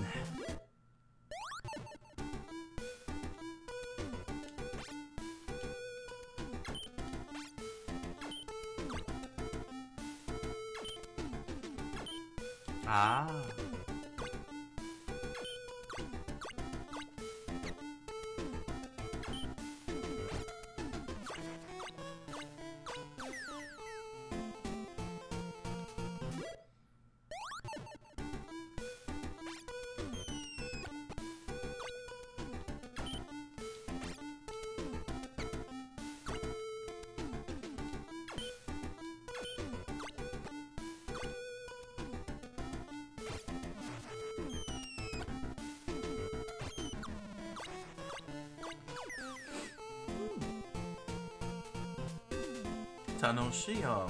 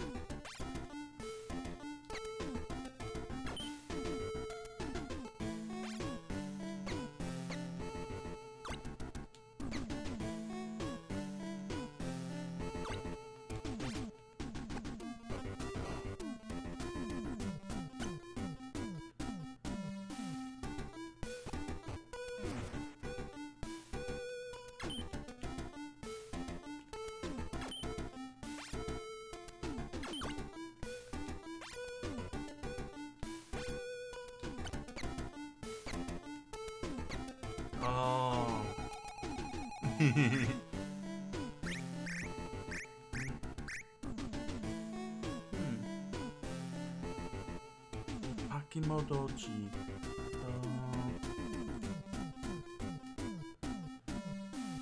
巻き戻し。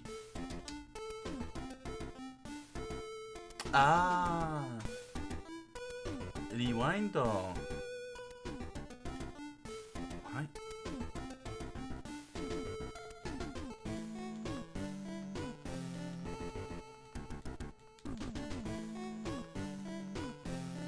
やりなし。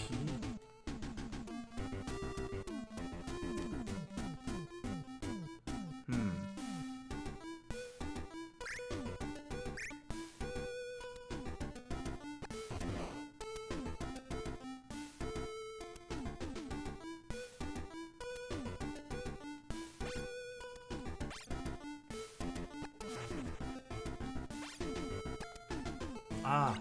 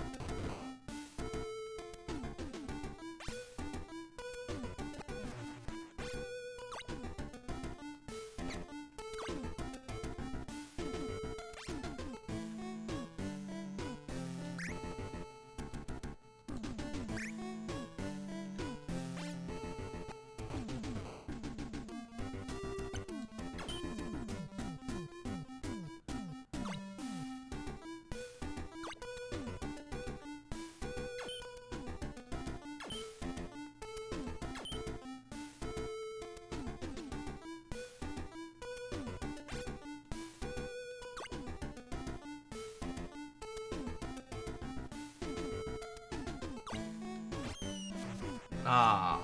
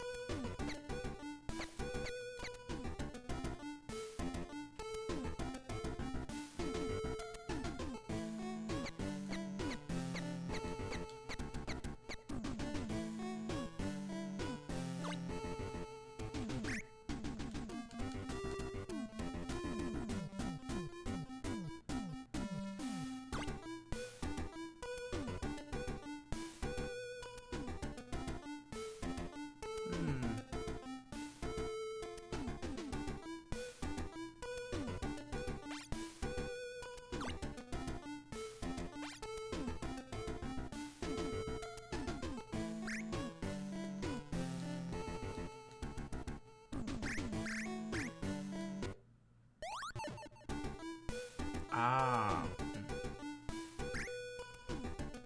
やり直し。リスタート。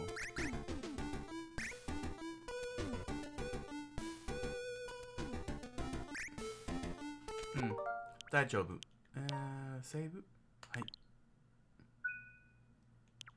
リセット。はい。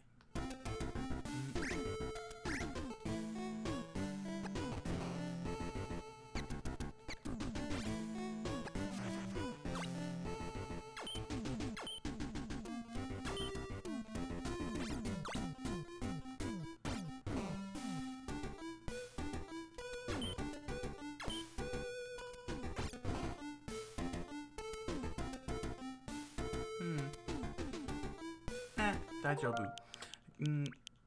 Game save. I could always return to it later. It's a good puzzle game. That's a good filler. That's a good filler, and I could go anywhere I want. That's what's so cool about it.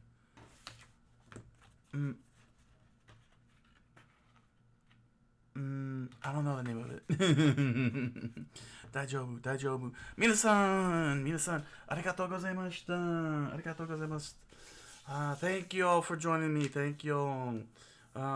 Welcome again, Hiroto-kun. Thank you for stopping by and watching. Thank you, that guy from somewhere, from hanging out. And I hope the lessons helped you out. All right. Next week for the Japanese live stream, will be when the Project J2 gonna return to the game, there's gonna be a lot of translating, lots and lots of translating.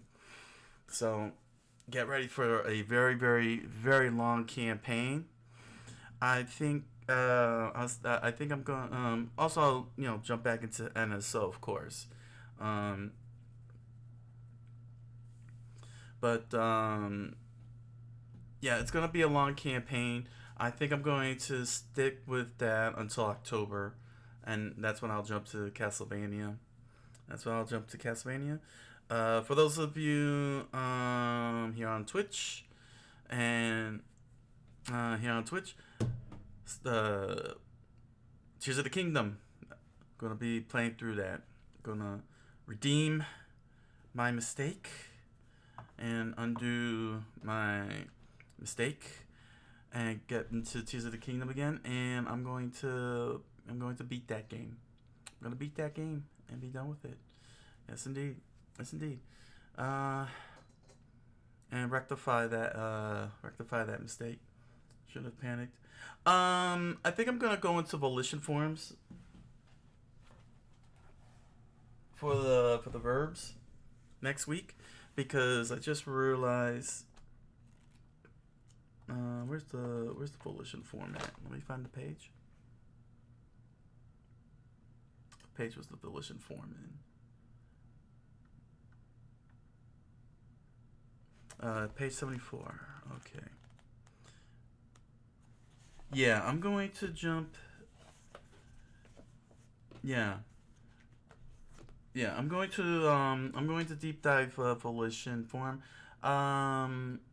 Let's see here. I'll take care of the next 3 verbs, and then I'm going to deep dive volition form, because I completely forgot. that well,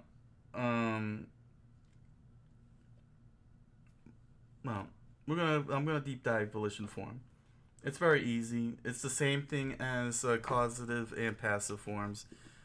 Same principle, different letters, but I completely didn't consider doing that. All right, everybody.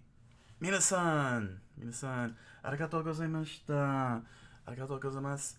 皆さん、また来週、また月曜日。Good night, buenas noches, おやすみなさい。